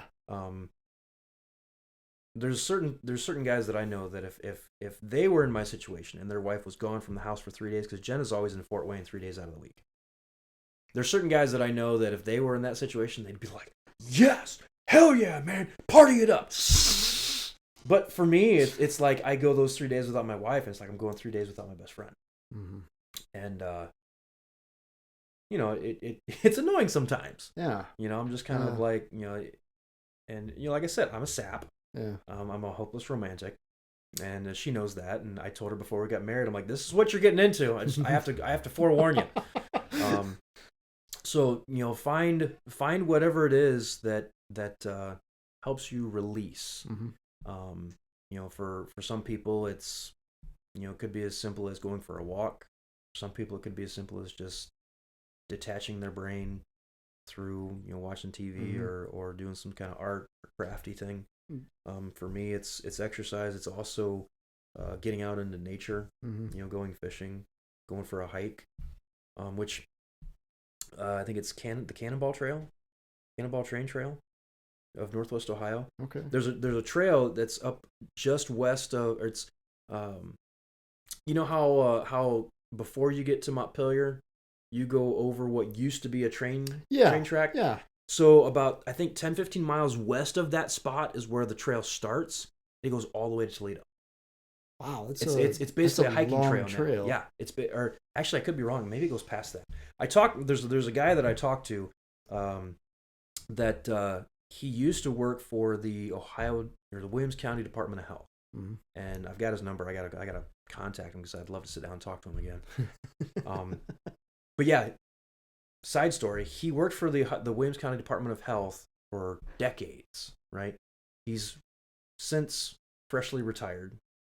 Has not gotten his COVID shot, will not get his COVID shot, and he has some of the same ideas and beliefs of what we do with the COVID shot.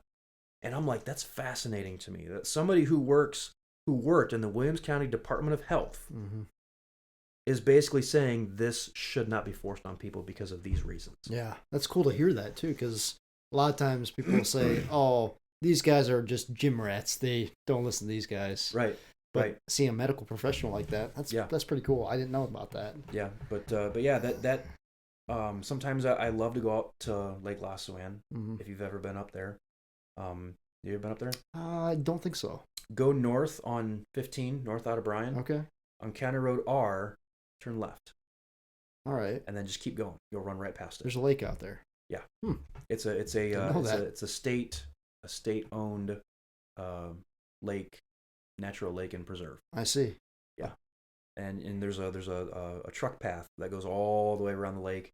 I think if I remember right, it's like a 3 or 4 mile hike to go all the way around the lake, but it's up and down, go through the woods, beside the lake. It's gorgeous Oh, walk. I'm sure it is. Yeah.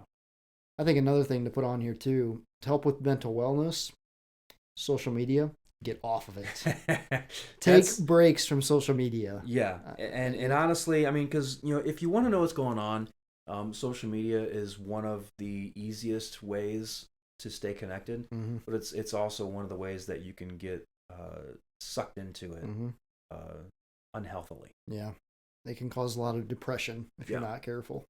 Because like what we talked about earlier, that video from Simon Sinek. Yeah. If you're glued. The other thing he said, if you when you wake up in the morning, if the first thing that you look at is your phone, you have an addiction. Yeah. Well, we're going to take a quick break, but when we come back, we are going to finish up this podcast with the listener Q&A. And we are back. So we're going to jump right into this listener Q&A because I know this episode is running very long, but we'll try to sum this up the best we can.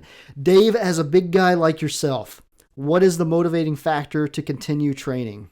This kind of goes back to what I talked about earlier as far as I didn't want to be a fat kid anymore, and then it transitioned to I don't want to end up like my dad.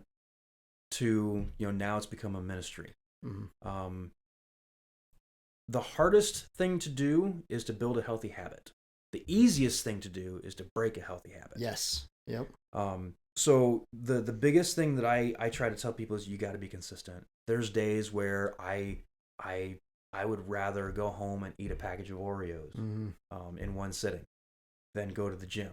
But if I can force myself to get to the gym, once I get there, I'm good to go. Yep. That's why I have such respect for anybody who has their own home gym, because I know that if I had my own home gym, I wouldn't use it. I'd put it off. I loved having it for COVID. During COVID? Oh, yeah, I loved it. And I remember because I trained all through COVID. Yeah, I remember listening to what you and Dawson and Caleb were talking about. How did you guys train during COVID? When I was when everything was shut down, I could feel myself getting fatter. Like I could feel the rolls on my belly getting fat. Yeah. And it got to a point where it's like I have to do something. So I went to Walmart and I bought 4 cases of water. I went to those big water jugs, right? Big water gallons. No, it's that package, that wrapped package that has like 30 bottles in it. Oh, okay, yeah, yep. Okay. So I got 4 of those, and then I went to Ace Hardware, and I found me an 8-foot piece of PVC pipe that was, a couple inches wide. And so I went home, and I took 1 water out of each of those cases, and then I shoved those cases onto that PVC pipe. And I used that as a barbell. So that is sketchy. Yeah, it is. So I'm in the garage, and I'm doing bench press with it. I'm doing shoulder press with it. I'm doing bicep curls, tricep extensions. It's like 100 pounds, right? It'd be probably close to 100 pounds. I'm not sure how heavy it is. It sounds like it might be maybe a little lighter, something like that. 2 jugs. Well, I mean, if I only had 1 case on each side, it was lighter. But if I had 2 cases on each side, that was when it was fun bench pressing. I see. But it had to look hilarious. Oh, I'm sure. Did you get video? No, absolutely not. Man, I would have loved to have seen that. Yeah, I'm sure a lot of people would have. What supplements does Dave take? I've taken a lot of different supplements over the years. I've tried creatine. I've done BCAAs. I've done a lot of different pre-workouts. Anymore, all the pre-workouts that I take, I don't take pre-workout that has caffeine in it, or basically non-stim pre-workouts. As I get older, I'm like, I really don't need to jack myself up on caffeine. I still get the tinglies, from the beta alanine, that I take, even though there's no caffeine in it. Plus, I drink enough coffee during the day. I don't need all that extra stuff. Yeah.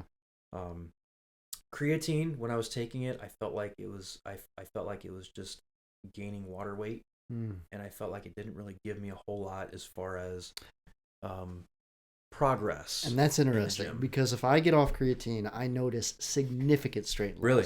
Yes. Yeah. And everybody I've worked with too has too. I mean, Dawson has noticed it if he gets off of it because I have everybody on it at 5 grams a day. Now, here's the interesting thing. Okay. Look at the body type of everybody that you have on it. I know.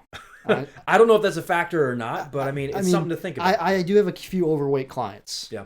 And they are on creatine and they love it. They think it helps them, have more energy and just, so I recommend it. Creatine monohydrate, nothing fancy, just monohydrate. But then caffeine and citrulline malate is my selection, what I like.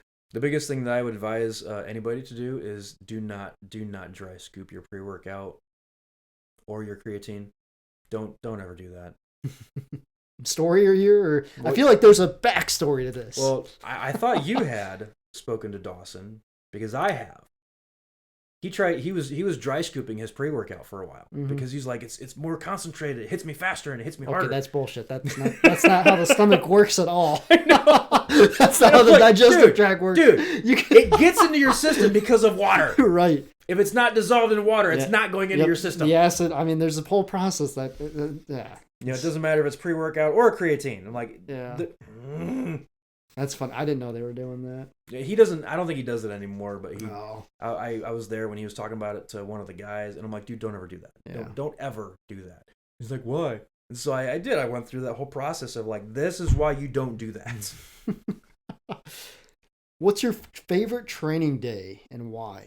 For a long time, it was chest, because that's what most people notice first, and that's what some of your best gains go to. I don't know. It's a hard toss-up between chest, arms, and shoulders. Not back. Well, shoulder. I consider shoulders and back to be the same thing. Okay.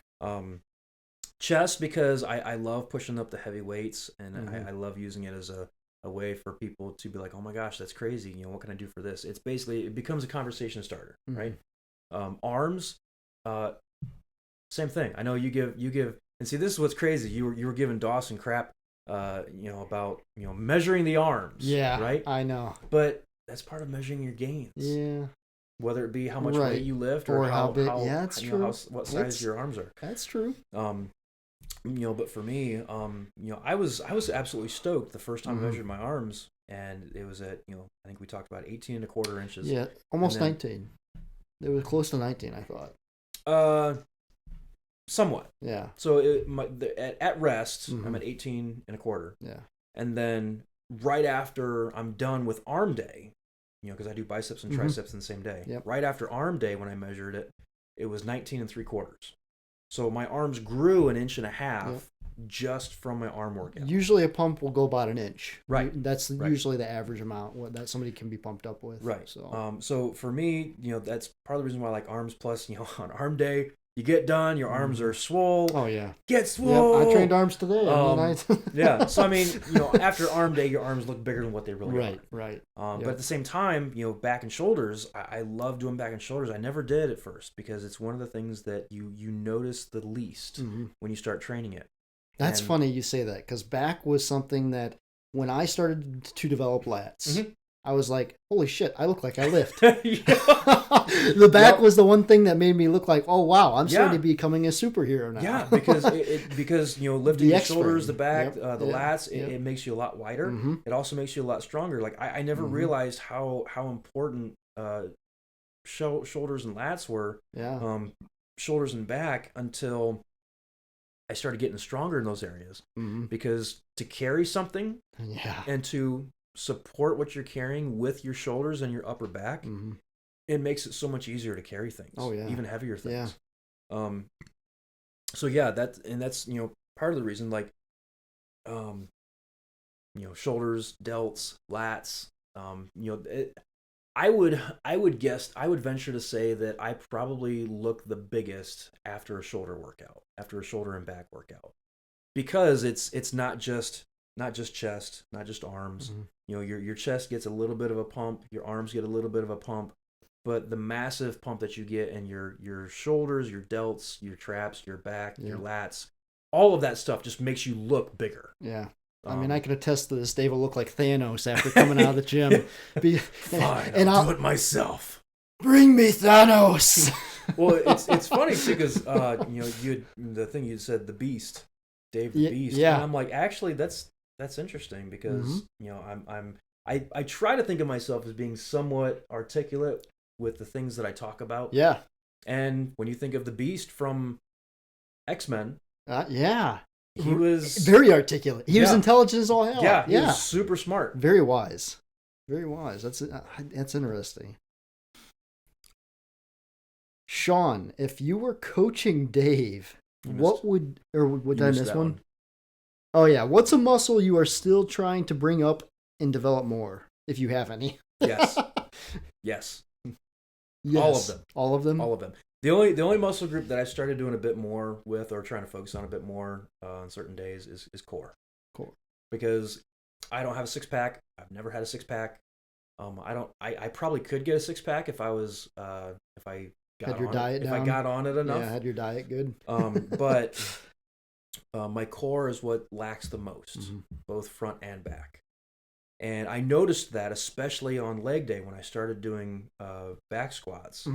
The amount of tension in your lower back when you do back squats, it's insane. Yeah. I when I was doing leg press, obviously, you don't put hardly any tension on your lower back. So when I would superset leg press and straight-legged deadlifts, there's no big deal, right? Now on leg day, when I do back squats and I superset straight-legged deadlifts, by the time I get to the end of those exercises, oh my gosh, my lower back is on fire. Oh, I'm sure. I don't know how you superset those two. That's what Dawson said to me last time I was in there doing legs. He's like, dude, you're crazy for putting that together. Squats, I need to just focus on the squat, and I can't superset during compound exercises. No, I totally get it. And honestly, I kind of took it with a grain of salt. I said, well, we'll see what happens. Yeah.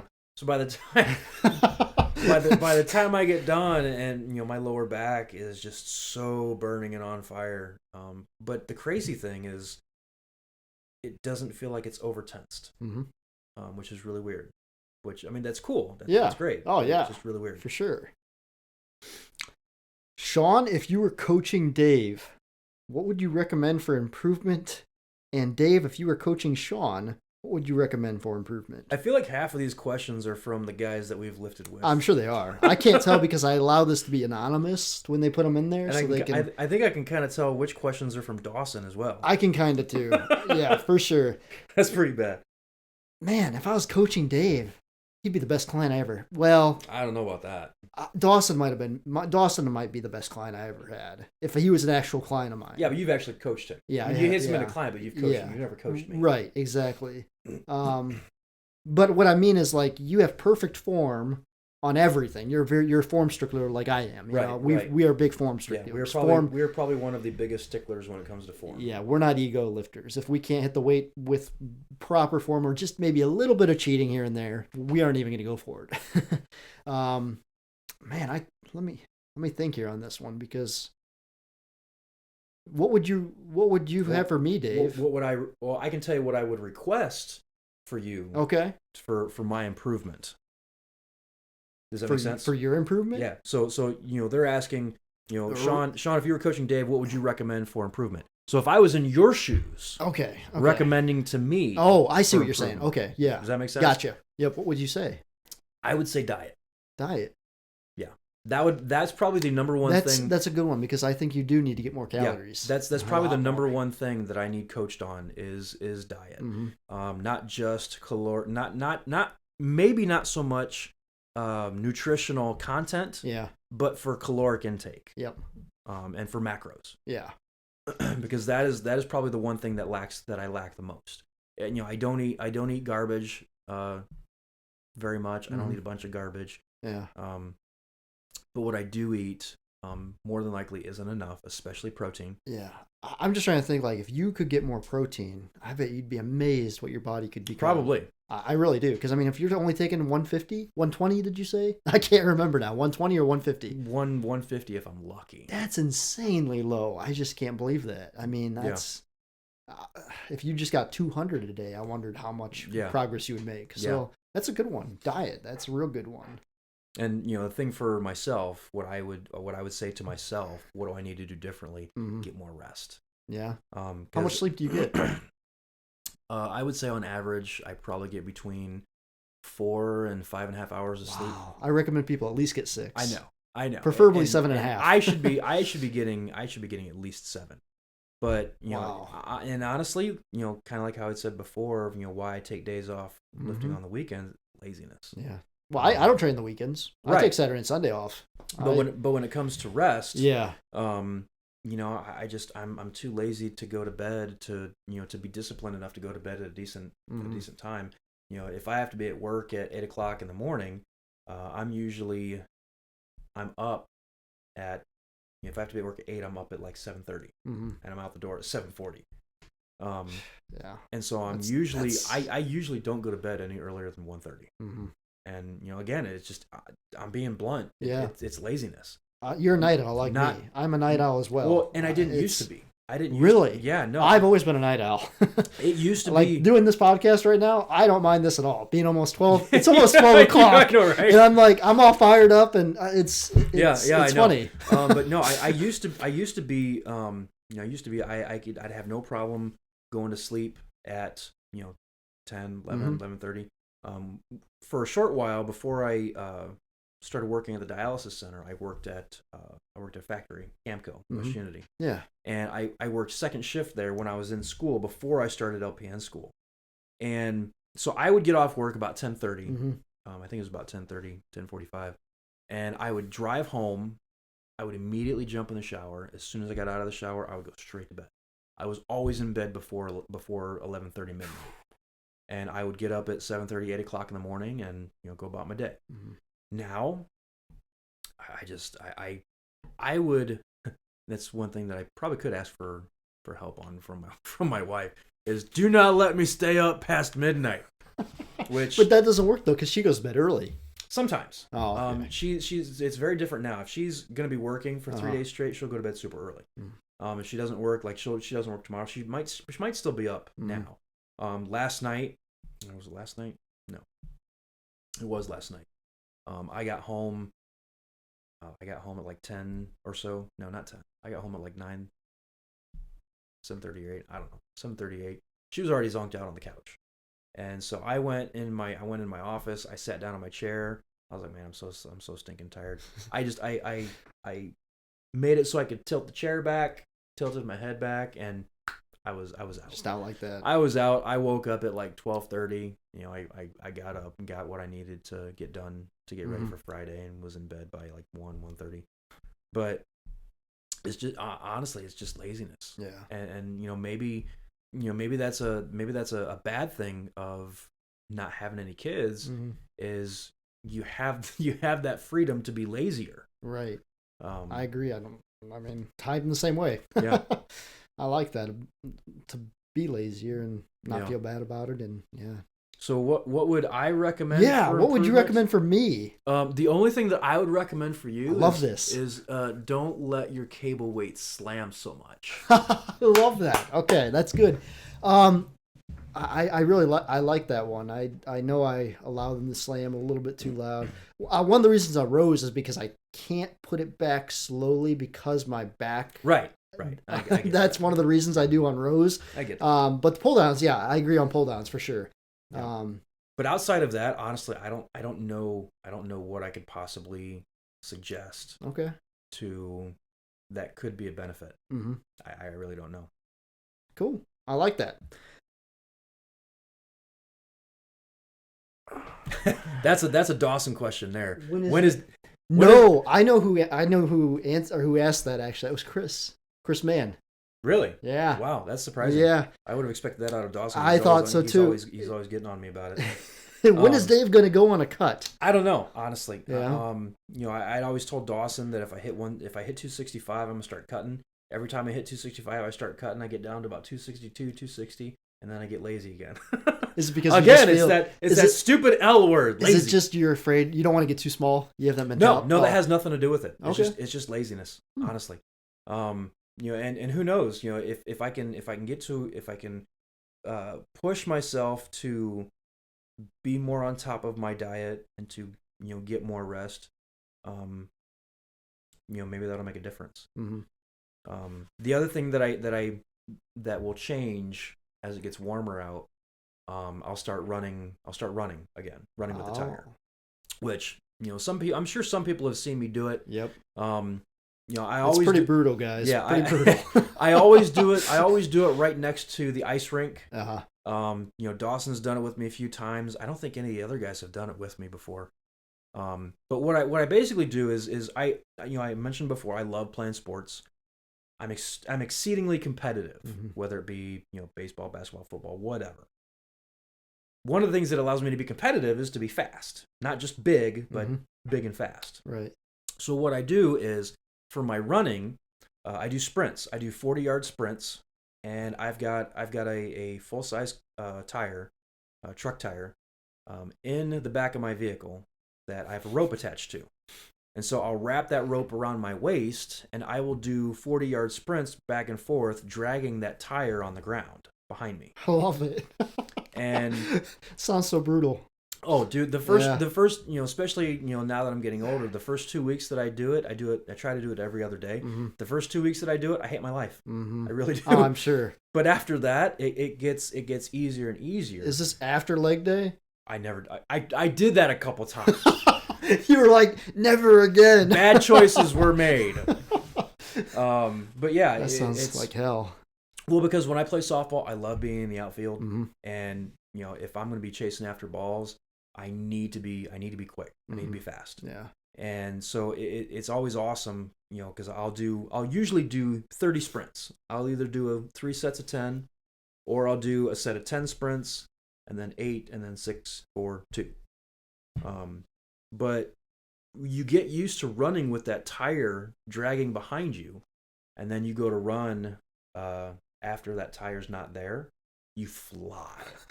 Probably almost fall down after that because you're so used to the tire. No, I fall down if I don't do it. Oh, like because my body is trying to run faster than what my legs will allow me to go, and I if I don't train with a tire, I'll fall down. Oh, that's interesting. Because what got me interested in that was when I was I think 8th grade, either 8th grade or freshman year. I was riding my bike past the old high school football field in Bryan, behind the old high school. It was right across the street from the hospital. And so one of the guys that was on the football team is a couple years ahead of me. His name was Seth Pardee. I rode my bike past the field one evening, and he was doing that. He was dragging a tire, doing sprints, dragging a tire behind him, but he was going goalpost to goalpost. Oh my God. So he was doing 100-yard sprints. Wow. Dragging that tire. And so I remember seeing that. Ridiculous. Yeah, I saw that when I was a kid, but I never thought to do it for myself until after I graduated high school. So that's probably one of the reasons why after high school I was only around 220 to 230 for several years, because I did that religiously. How do you tie it to yourself? Do you have a harness on? No, I basically I cut a couple holes in the tire, and then I take the rope and I stick it through the holes. And then I tie the rope together, so it basically becomes a loop. Oh, I see. That goes through the holes of the tire. Okay, and then you put it around. How do you? I leave the rope long enough that I can fold it over. Okay. Once, so that way when I basically pull it up and it sits on my waist like a belt, like a tightening belt, a self-tightening belt. And the reason why I loop it like that is because if you just wrap it around your waist, it's not secure. It's not snug. It can slide up and down. It can kind of dig into your hips a little bit. So it does. It's a little bit of a work on, but it's not hard. The first Dawson was hilarious because he had such a hard time trying to. Am I doing this right? I'm not getting it. I'm like, you just have to fold it over. I folded it over. You're not doing it right. I could see him doing that. It took probably 5 minutes for him to get it folded over the first time. And then it took probably 3 or 4 sessions of running the tire for him to remember how to fold it like that. And it's just like anything else. That consistency, Mhm. that repetitiveness. That's what makes it stick. Yeah. But if I don't if I don't run the tire, obviously I'm not as fast in the outfield. It's I, the couple years that I played softball and didn't run the tire, I was pulling a hamstring every single week. Wow. Every single week running the bases. Really? Yep. Hmm. And I finally said I'm not doing that anymore. So it's mainly an athletic reason. Yep. Yep. Yep. When I first started doing it, was when I lived in Michigan, and I was playing every Sunday. I would play backyard football, with a group of guys. Yeah, I think we all that, did. They were, I was 19, 20 at the time. These guys were, 24, 25, 20, 23. All of these guys were basketball and track stars in college. And, so I mean, these guys were anywhere between, 180 to 200. Mm-hmm. I was the only guy that was over 200, well over 200. I was 220 at the time. I was the fastest guy out there. Really? Yep. Wow. Not a single. The only guy that could even come close to keeping up with me was this sprinter in college, this black dude named Lamont. He was the only guy that could come close to keeping up with me. That's great. But that's awesome. But he, because what I did when I was living there, it wasn't just 30 sprints, 30, 40-yard sprints. When I would get to the end of my sprints, there was a large sledding hill next to the, on the field that I was doing my sprints. So I would do 2 or 4 sprints, dragging that tire up the sledding hill. And that sledding hill, I mean, it was about a 30-degree angle. Okay, it's not too steep. Yeah, no, it wasn't like a 45 or anything. It was like a 30, 32-degree angle. But it was another 40 yards. So I mean, it was brutal, and I did that all year long. Yeah. I did that in the spring, summer, fall, winter. Wow. In the winter. Yeah. Well, and what's crazy is I used to do it back here in Bryan in the winter. And you're thinking, oh my gosh, like single digits in the teens, and you're out there doing that. And when I was doing it at the time, once I would get warmed up within like the first 5 to 6 minutes, it wasn't bad then. No, it was great. I just had on like a hoodie and sweats, and once I got my body moving, it was obviously hat and gloves, but it was no big deal. I mean, you're from Poland. Yeah. Should be used to the cold. I'm like a polar bear. Yeah. Yep. I also don't mind the cold either. Thoughts on training to failure? I am a proponent of it. For everybody? For everybody who is not a beginner. I firmly believe that training till failure is not a good idea unless you know that your muscles can take it. Training till failure is not as risky as some movements and lifts, but it's still risky because training till failure, even if you're doing lightweight, you're potentially putting your muscles at risk for tearing. Yeah.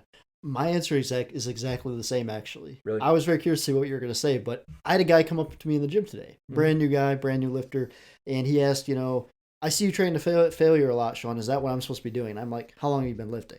6 months. No. Right. I was like, beginners can look at weights and grow. Basic, 5 sets of 10. You can do basically anything as a beginner and make progress. Right. And I was just explaining, the reason I train to failure a lot is because I've done this 16 years. I have to force my body to change from here. And I train a totally different way than I train everybody else. And I wanted to have somebody else say it there to prove my point there, how the longer you've been in the gym, the longer you've trained, the more training experience you have, the more often you have to train to failure. Now, I will say that age plays a huge factor as well. Like, so if somebody comes up to me and they're, 16, 17, 18, 19 years old, and they're like, should I train to failure? And I'm like, as long as you're not lifting heavy, I won't say no. As long as you're somebody who's been doing it, at least a while, like if you're athletic, you've done some lifting before. If an adult comes up to me who either hasn't lifted before or hasn't lifted in at least several years, I would say absolutely not. Yeah. I'm like we would spend, and honestly, to even add on to that, some of the people that have come and worked out with me that have either haven't lifted in 5 to 10 years or have never lifted at all, I tell them straight up, I said, look, the first 2 weeks, I'm gonna give you a light amount of weight. You will not increase your weight at all. You'll be using the same weight for every set for at least the first 2 weeks. And most of the time they're very receptive to that. Especially when I start telling them why, that your muscles are not used to that increased workload that you're going to be doing.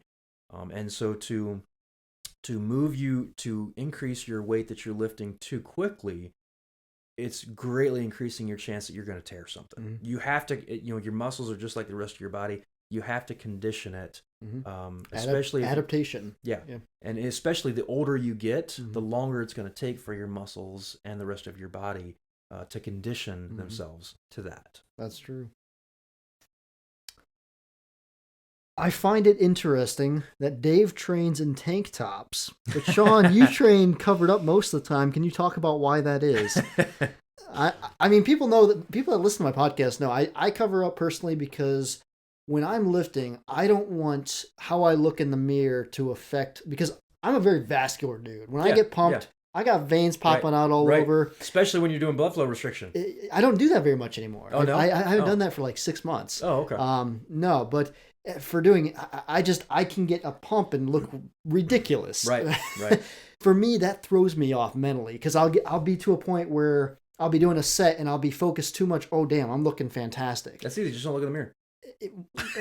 Well, when there's mirrors all around you, you kind of have no option to it. Look at the floor. Well, or up the ceiling. Yeah, but for me, it's like I cover up just because I want to focus on the muscle I'm training. Sure. And if I'm not distracted by, I'm looking ridiculous. Sure. That's why I cover up, just for that basic reason. So I have more focus, and I can just, if I'm covered up, I look the same in clothes. So now I can focus on my actual improvement. Yeah, there's a little bit of a story behind that, because really, this will be good. So when I first started lifting and seeing a difference in the lift, I was wearing full sleeve t-shirt or full t-shirts, full sleeve t-shirts. So not like full shirts, full sleeve shirts, but t-shirts. I mean, that's what I lifted in. Yep. And it got to a point where when I was lifting with t-shirts, it felt like the t-shirt, the sleeve part of the t-shirt was restrictive of the movement, my shoulder movements for bench press, shoulder press, my rows, a lot of that stuff. It felt like I was being restricted, so I started wearing sleeveless t-shirts, cutoffs. Right. And it got to a point again where that was great. That worked out phenomenal. It worked out great. And I honestly don't know at what point I started lifting in tank tops. I think if I had to guess, I would say when I first started noticing definition in my delts, my top and my front delts. Yeah. That was when I started lifting in a tank top. But I did notice too that I was able to get a little bit more freedom in movement with a tank top. With a sleeveless t-shirt, if it's an exercise where my back is up against a seat, or if I'm laying down, I still have to pull the sleeve part where the sleeve would be on the cutoff to get the shirt out of the way, so I can still have that free range of movement. Right. But the interesting thing is that when we talk about mirrors, I don't use the mirror ever. Like, not anymore. I used to.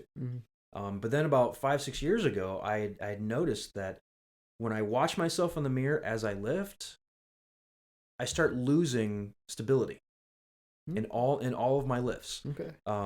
Triceps, shoulders, back. I mean, I only technically watch myself in a mirror if let's see here. What lifts do I use a mirror to actually look for? Oh, shoulder press, seated shoulder press. Yep. I make sure, Yep. just to make sure everything's good form-wise. Yeah. Sometimes I'll watch myself when I do triceps because I like seeing that upside down V. Yeah. Right. Yeah. But aside from that, I don't use the mirror, especially for shoulder press. Yeah, and that's what I mean. I really don't use the mirror for much at all either. Especially, I don't like using it for squats. I hate this new gym I have. I'd probably keep my eyes closed. This new gym I have has mirrors in front of the squat rack. So I switched the rack. That's funny. And when we first got there, I was like, that rack can be adjusted, right? And he's like, yeah. I was like, okay, good. Because I wouldn't have even went to the gym if I couldn't select, because I can't squat in front of a mirror. I have to look away from the mirror. Right. And so, but what I was saying is mainly just walking around the gym, if that's what I was meaning. I wasn't meaning like I was constantly looking at a mirror or whatnot. Sure. That's what I was referring back to. But yeah, I can't use the mirror, especially for shoulder press, because I start losing stability, and because anymore for almost all of my workouts, all of my lifts, all my exercises, for pretty much almost all of them, I have to go off of feeling what my body's telling me. Yep, I'm the same way. So shoulders is the most vital, because with shoulders, if you're doing shoulder press with dumbbells, you have to be very careful on where your elbows are positioned towards the front or towards the back. Yep. If I go too much towards the front, it's gonna screw up my rotator cuff. If I go too much towards the back, I'm gonna lose the weight. Yeah. So it's funny because a lot of people, they see me lifting in front of the mirror, and I'll do a set, and it looks like I'm looking in front of the mirror, and they're like, "Oh crap, I need to get out of his way." And I'm like, it's fine, dude. I don't use the mirror. Yeah. But I give a bunch of crap to the guys who do flex in the mirror. I'm too. Like, dude, don't. They're getting a lot better though. Since we both they are. Yeah. We both gotten pretty bad. They are getting a lot better. Yeah. I'm like, you can go do that in the bathroom. I mean, if you want to watch what your muscles are doing while you're in the middle of a set, which is, if you're going to do it, should be the time when you do it. Right. By all means, go for it. Because when you're actually doing your set, that is when you're going to see the point of most contraction of your muscles. Yeah.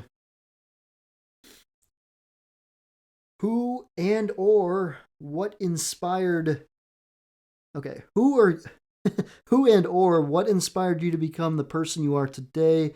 What made you so interested in physical activity? Take lifting, for example.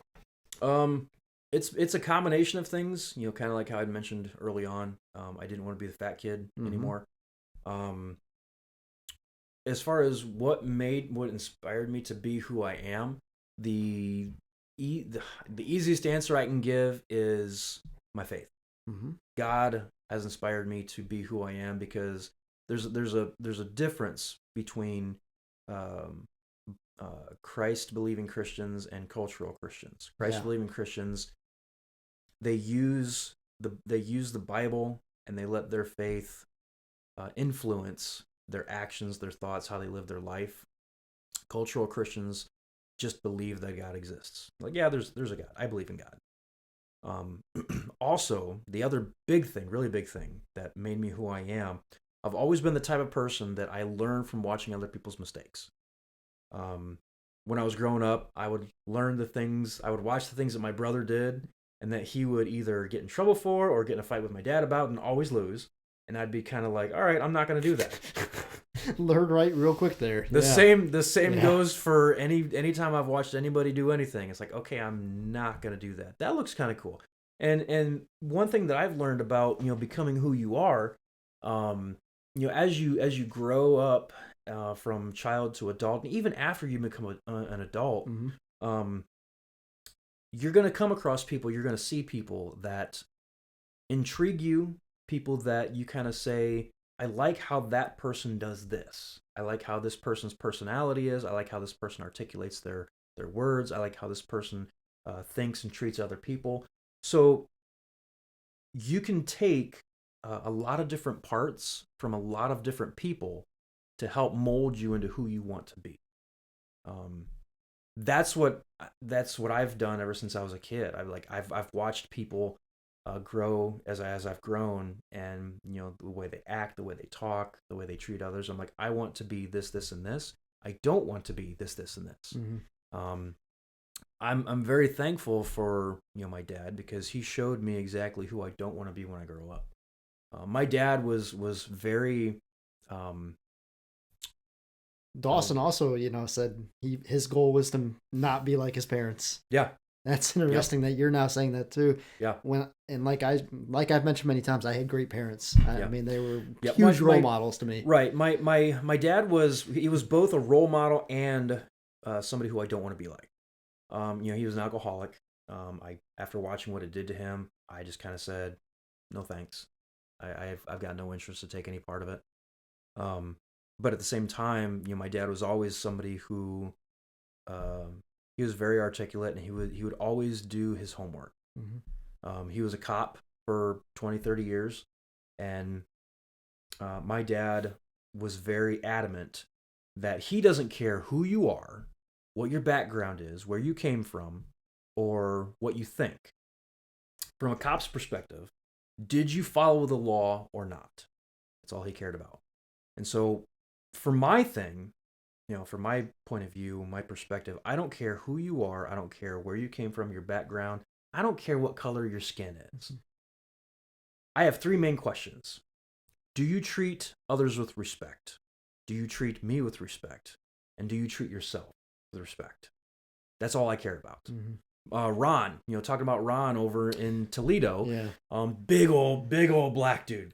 One of the coolest dudes I've ever known. He was my best friend when I was over there in school. I still talk to him every now and then. Every once in a great while, I'll go over there and we'll get a lift in together. But it's funny because I asked him when all this whole crazy thing was going on, with everybody being called racist just because they disagree with you.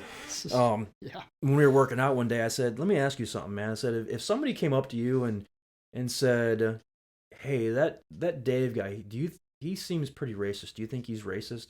Without even missing a beat, he looks at me in the face and he goes, "Hell no, I tell them they're full of shit. You got a heart of gold."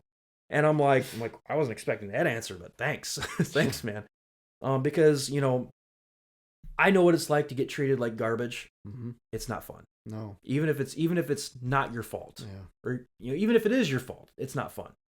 Nobody deserves to be treated like garbage, and yet, even though there's, some people that deserve certain things that are less than positive, depending on what they've done. But generally speaking, people don't deserve to be treated like garbage. Mm-hmm.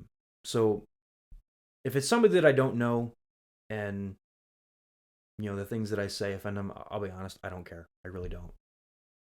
It is what it is. Mm-hmm. If you're going to get offended by something that I say that wasn't even intended, that wasn't even directed towards you, you have some other kind of serious issue going on, and you need to address that on your own accord.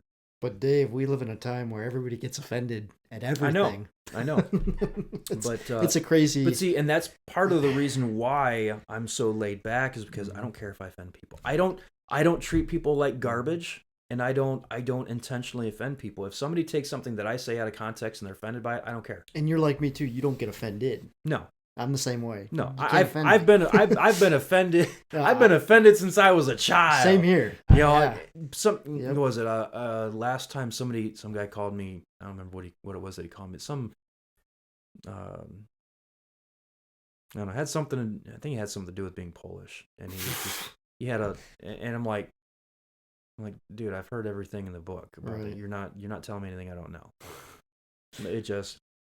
You have to get to a point where you can learn to not be offended. Mm-hmm. That's not happening. It's nowadays. it's not helping you. It's not helping you to get offended by what other people say. Yeah, that's one of the lessons my dad taught me. Is not letting anybody or anything offend you. It's something that kids these days are not being taught. Yeah, they're just that could be a whole nother podcast. Yep. What inspired you to be active within a church youth setting and to take an active part in shaping our youth of today? That's a loaded question. Well, I remember the first youth group that I ever helped out with. It was called SWAT, and it was over in Edgerton. It was before I started going to LCRF, and honestly, I don't remember how I got involved in it. I really don't. I don't. Oh yeah, I do know. It was a friend of mine. His name was Joe. He lives out in Nevada now. My best friend growing up, polar opposite of me. I was the fat kid. I got picked on. Girls didn't like me. He was the guy who had the attention of everybody, especially the girls. He was the playa. And I hated him because he got all the girls, and girls didn't like me. Yeah. But he, but we were best friends growing up. And I don't know how he got involved going to SWAT, which is a youth group, but he, asked me if I wanted to go. I said, sure. And so I got involved in SWAT, and then SWAT ended up becoming the youth group at Life Changing Realities. And then I was there for probably 6 or 8 years. That's where I met Will. Mm-hmm. Will's 10 years younger than me. Yeah. He's my best friend now.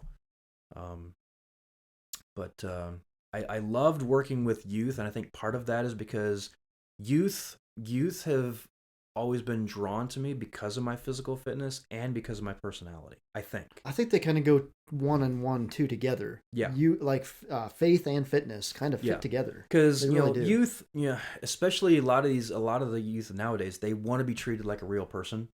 And my mindset is, look, I will treat you like a real person with respect unless you give me a reason not to. Mm-hmm. And that goes for anybody, not just youth. I have the same mentality. Yeah. Yep.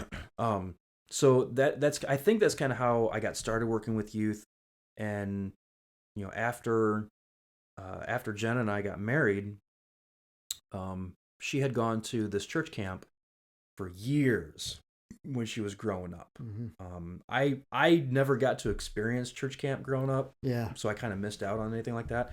So I wanted to see what it was all about, and I liked working with youth. So we started serving together, staffing down at church camp, and it was phenomenal. Like the relationships that we built, the stuff that we got to do. It was a whole week. It wasn't just once a week on a Wednesday during the week, and then you don't see them again. The only thing that sucked was that it was 3 hours away, 3.5 hours away. Yeah. A lot of these kids, they lived in the Findlay, the Salina area. So, I mean, we would still have to drive an hour to get to any of these kids to be able to see them. But we still got that 1 week out of the summer. I taught kids to fish down there because they had two ponds down there. One was the PCP, the pretty clear pond, the pretty clean pond. Mm-hmm. The other was the PDP, the pretty dirty pond. Okay. The dirty pond was what they had the blob, and they you could fish out of that pond. It was a decent sized pond. But I taught a number of kids to fish out of that pond. And again, the relationships that we built with a lot of the youth down there.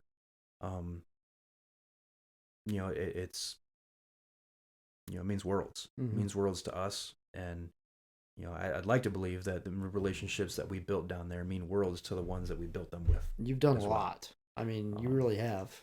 You and Jenna both. Yeah. So I mean, that's it. Going back to earlier about the not being able to have kids.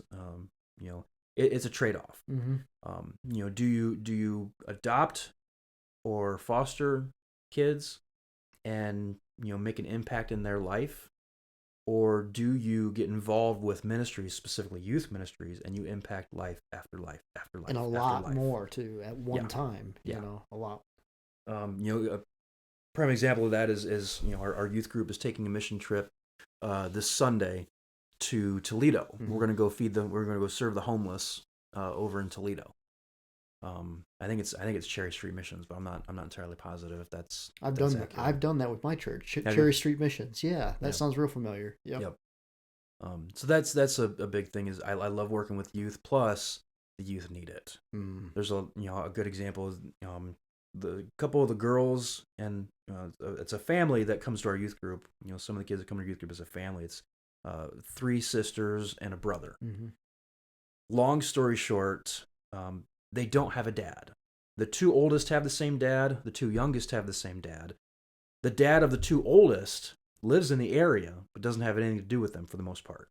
The 2 youngest have the same dad. Their dad's in prison for drugs. Has been in prison ever since they were small. Wow. And they're 14, 15 now. There's a lot of kids out there that they need, even if they don't want a dad, they need to at least have some sort of positive influence. Mm-hmm. And kind of like how I told the kids at camp when I busted my heel, if I can leave an impact on even just one life, it's enough. I say the same exact thing. I have the same mentality because they talk about it in the Bible. Mm-hmm. If even one person, all the angels rejoice. All of the angels rejoice. Mm-hmm. Yep. Well, we're going to wrap this podcast up now.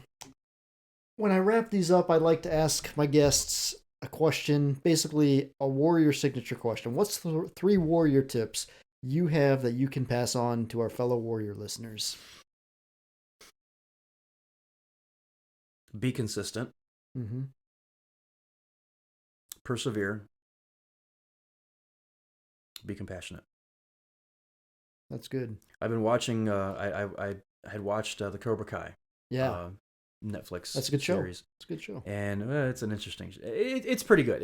Huge touch of nostalgia. Yeah. The first few episodes, maybe even the first season, there's a lot of wokeness in it, and I'm like, I'm like, is this what it's going to be the whole time? I'm glad I kept watching it, though. I am because too. I thought the same exact thing when I was watching I am too. it. Yep. But one of the things that I forgot one point that I was going in that direction, but at one point, one of the senseis says to one of his kids, he goes, the difference between mercy and honor. He goes, I was never taught the difference between mercy and honor, and it destroyed my life. I don't want to let you make that same mistake.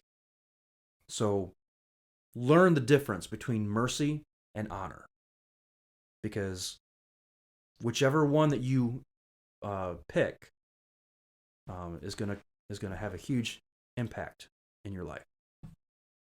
I like that. I'm definitely writing that one down.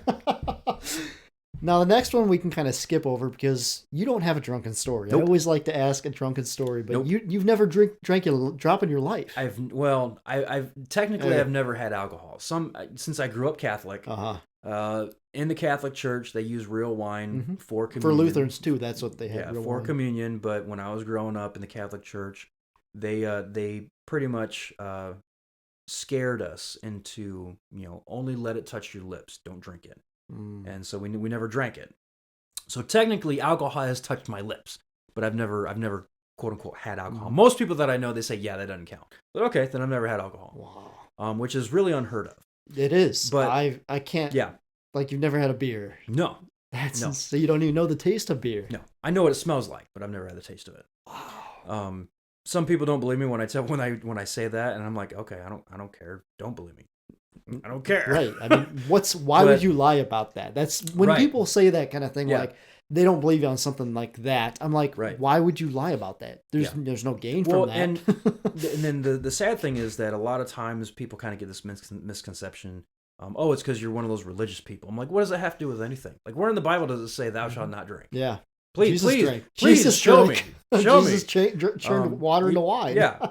So even Jesus and his disciples drank wine. The reason why that is how it is because I watched what alcohol did to my dad. I watched what alcohol did to my brother. Which really all that happened was my brother made some stupid decisions while he was intoxicated. But it never ruined his life. But after watching, I didn't even learn my dad was an alcoholic until I was in my early mid-20s. And when I learned that, I was like, that explains a lot. But I kind of after learning that and after watching what alcoholism did to him, I just kind of said, I don't want anything to do with it. And you were never interested in it to begin with, like. Well, when I was a kid, I was scared because my dad was a cop, and my dad was very good at scaring us, scaring the wrath of him into us. So I was deathly afraid to even try it. Plus, the kids that I hung around with, none of them did it. So I was just never exposed to it. Wow. But then after watching what it did to my dad, I was like, no, I'll pass. Now, I love hanging out with people that drink. You have stories like this. Because I know you have stories. That is my drunken story is actually stories of other people getting drunk in front of me. Yeah. And those are actually kind of cool. You want to have one you want to share? Well, I got a couple. Yes. So my older brother, he got drunk and trashed one time, and he was walking home, and he was completely intoxicated, and he had to get over a fence. But for some reason, he didn't feel the need to climb over the fence. It was a normal yard chain link fence. Didn't have the need to climb over it, so he was going to hurdle it. So he runs. Oh no! And he hurdles. He gets his left leg over the fence. His right ankle catches on the chain link fence. Oh. All his weight comes down on the left foot. The left foot ankle goes up and splits the tibia, which is one of your ankles or one of your bones in your lower leg. So it splits it like 3 inches right up the middle. He feels like a little bit of a snudge because he's feeling good. he wakes up the next day and his ankle's the size of a football. So he says to me, because he was driving a stick shift Saturn at the time. And this was his left ankle. And he says to me, he goes, hey, I need to borrow your car. I need to switch your cars for a while. I'm like, what are you talking about? He tells me what happens. And I go, my car's not going to help you. And he goes, why? I'm like, because I have a stick shift pro. And he's like, damn it. So because he didn't have a replacement car, he had to shift with that left foot, with that cast on his foot. And I'm like, well, I mean, kind of serves you right. I mean, kind of got what he had coming to him. But the only other drunken story that I had that's a really good one is, I would go out with my brother and his band friends, his fraternity friends in college. He went to Eastern, and so when I was living up there with him, we had about a group of 7 of us that were, we were going to go out, go clubbing. But yeah, we'd go to the bars and whatnot. And so, this friend of ours, Steve, my brother's best friend in college, it was a group of 7 of us, and his mom had a minivan. So, I mean, we could fit everybody into this van. So we get in the van, we go out, we do, probably about half a dozen different places, over the course of the evening. And then we're about 40 minutes out from, Steve's house. So I'm driving, and because I always told them, like, look, I will drive you guys wherever you want to go, wherever you need to go. Just feed me. That's all you got to do. I'll take you anywhere you want to go. And so, we're done for the night. We start driving back to Steve's house, and the minivan's kind of low on gas. And so I said to Steve, he's in the passenger seat. I go, hey, I got to gas up the van. And in his plastered voice, he says, pull in, gas it up, and then just let me know how much it is. I said, okay. This is back before we had. Before you had to prepay at all the pumps. This was before you had everybody had credit cards. Way back in the day. Yeah, imagine that. You're aging yourself. I know, right? Now. Yeah. So I gas up the car. It's like $35 back when gas was still like $1.20, $1.30 a gallon. Oh my gosh, good times. So I gas it up. It's like $30, $35. And so I go to the window, and his head is leaning up against the window frame of the door, and I go, hey, I gassed it up, and he goes, how much was it? And as I'm opening my mouth, the wheel in my head starts to turn, and I stop myself, and I say 50, even though it was only $35 to gas up. So he hands it to me, doesn't even say anything. I go in, I pay the gas, pocket the rest, come back out, and we get back on the interstate. About 10 minutes down the road, the hamster wheel in my head starts turning again. I say, hey man, I need to gas up the van. No, you did not. He was still completely inebriated. I love it. And he says, you just pull it in and gas it up. So I pull it in, I stick the nozzle in there, and I stand out there for 5 minutes. I hook it back up to the pump. I go to the window, and he goes, how much was it? I'm like, 55. Hands it to me. I go inside. I come back out a couple minutes later. Take him home the rest of the way. It was about 2 weeks after that I could not live with myself. Oh, come anymore. on, Dave. I couldn't do it. And so I said, you remember that night that we went out and all this and that? And he goes, yeah. And I told him the story. And his insides were hurting so hard. He was laughing so hard. I bet. And he was like, and I was like, dude, I'm sorry. He's like, no, dude, that's hilarious. I would have done the same thing. Did he let you keep the money? Oh yeah, absolutely. Yes, at least you got to keep it. Yeah. That's perfect. But yeah, that's my fun drunken story. I love it. I love hanging out with drunk people because they have a driver, I get fed, and I get free entertainment. Yeah, it's a win-win. It's the best of all the worlds right there. Where can listeners find you, Dave? Have any shout outs? This was something that when you were talking, I didn't even know Dawson and Caleb they do a podcast. Wasn't that who you said did a podcast? No, they don't do a podcast. Oh. I was saying they were on my podcast. Oh, okay. Yeah. No, as far as like where can listeners find me online, I'm not online really. I'm not online much. Hardly. Well, I take that back. I'm not online in a manner that would make it available to listen. For instance, I messaged Dave, let's see here, at 3 p.m. today, said, we're on for 7:30, right? Yeah. And I didn't hear back till 6 o'clock tonight. Yeah. So that kind of shows how Dave's not on social media very often. Well, I'm on social media, but I didn't take my phone to the gym tonight. Oh, okay. That's why I didn't respond to it. I don't care. That it didn't bother me. Yeah, but I don't know. I've often, when you were talking about bringing me on here, I'm just kind of like, man, I listen to a lot of podcasters. I'd actually love to do a podcast, but at the same time, I'm like, I don't know anything about doing a podcast other than the fact that you have to have the right kind of equipment and the right kind of system set up to make it work. It's not very difficult. Because it really isn't. Jen and I went on a podcast with a couple friends of ours, Dan and Matt, guys that Jenna grew up with. Dan lives down in Worcester, Ohio. Matt lives just outside of Bryan. So they were doing a podcast for a while, and so we went on their podcast. So it was a lot of fun. And just I love, and like I said, I love sitting down and having conversations. I want to get on. I want to have you ever listened to Tim Pool? Yeah. So I want to get on a when he does one of his live streams. When he starts doing super chats, I want to see if I can get him to pick out my super chat and say, "Hey Tim, there's an idea that I came up with," because he has a members only segment. You can sign up and be a member at timcast.com.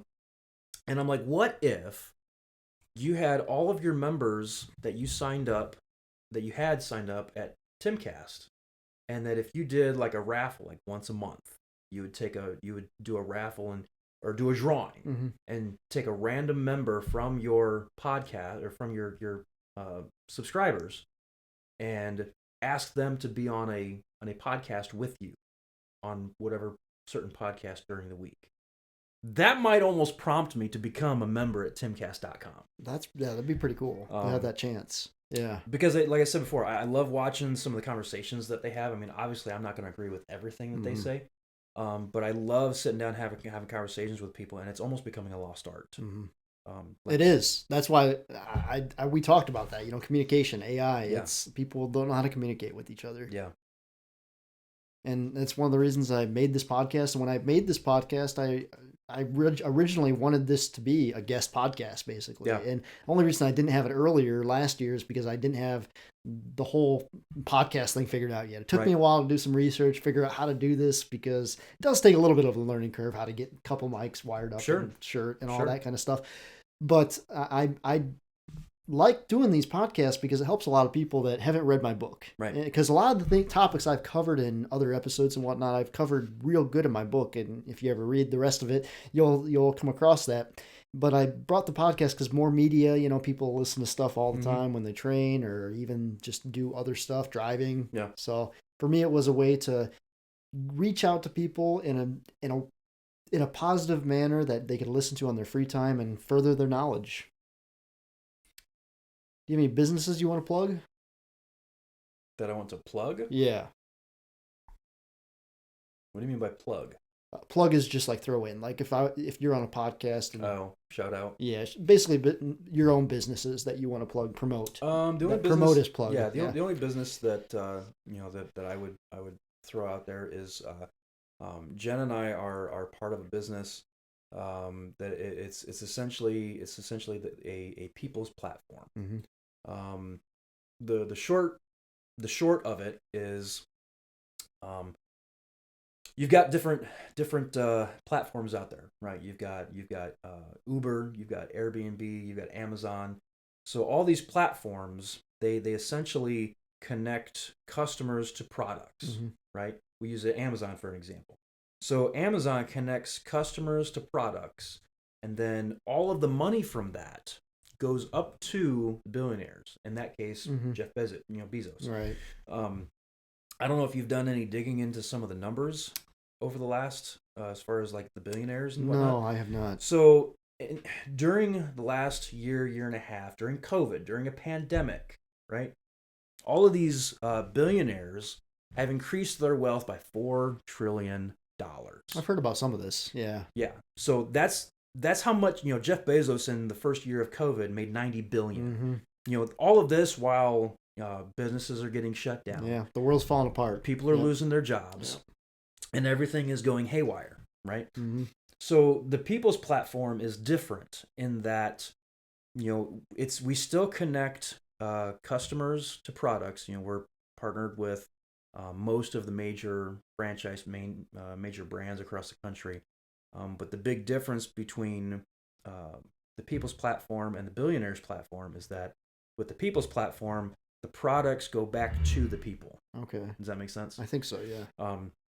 So, because that's the biggest thing is we're basically in this time where there needs to be a consumer rebellion. Mm-hmm. There needs to be a consumer rebellion against people from Walmart, Amazon, all these billionaires making all this money while the actual American people are suffering they're slowly bleeding out. Yeah. Economically. Yeah.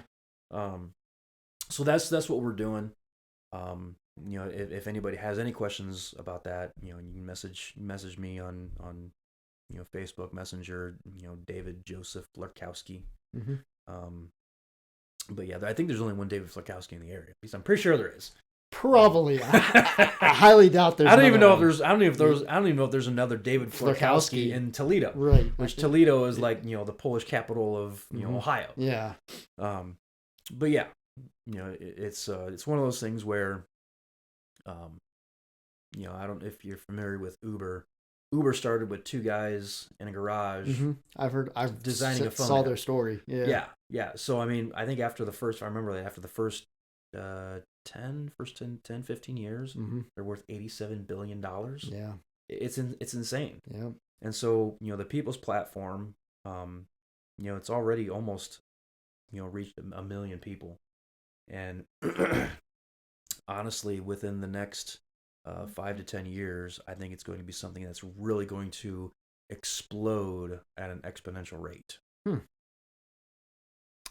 Well, guys, my contact info. You can find me on Instagram, Fawzy14, my Facebook, Sean Fawzy. You can email the podcast, 1warriorpodcast@gmail.com. If you want to be a guest on the show, you have something you can offer, please just send an email. We can talk. And then don't forget to rate the podcast, whatever platform you are on. You just rate us, give us a rating, whatever you think I deserve. I think 5 stars is what I should deserve, but it's up to you guys. Just don't forget to rate it. It'll help out more people find this podcast.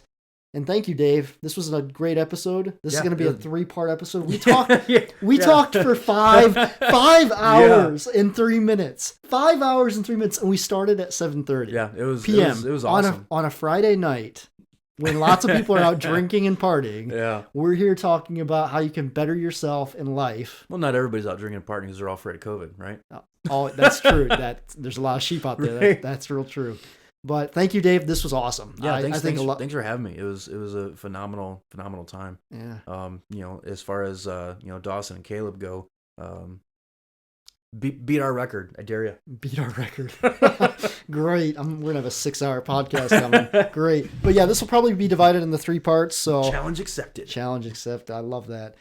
We will see you guys next week. Stay strong and God bless. Thanks for listening.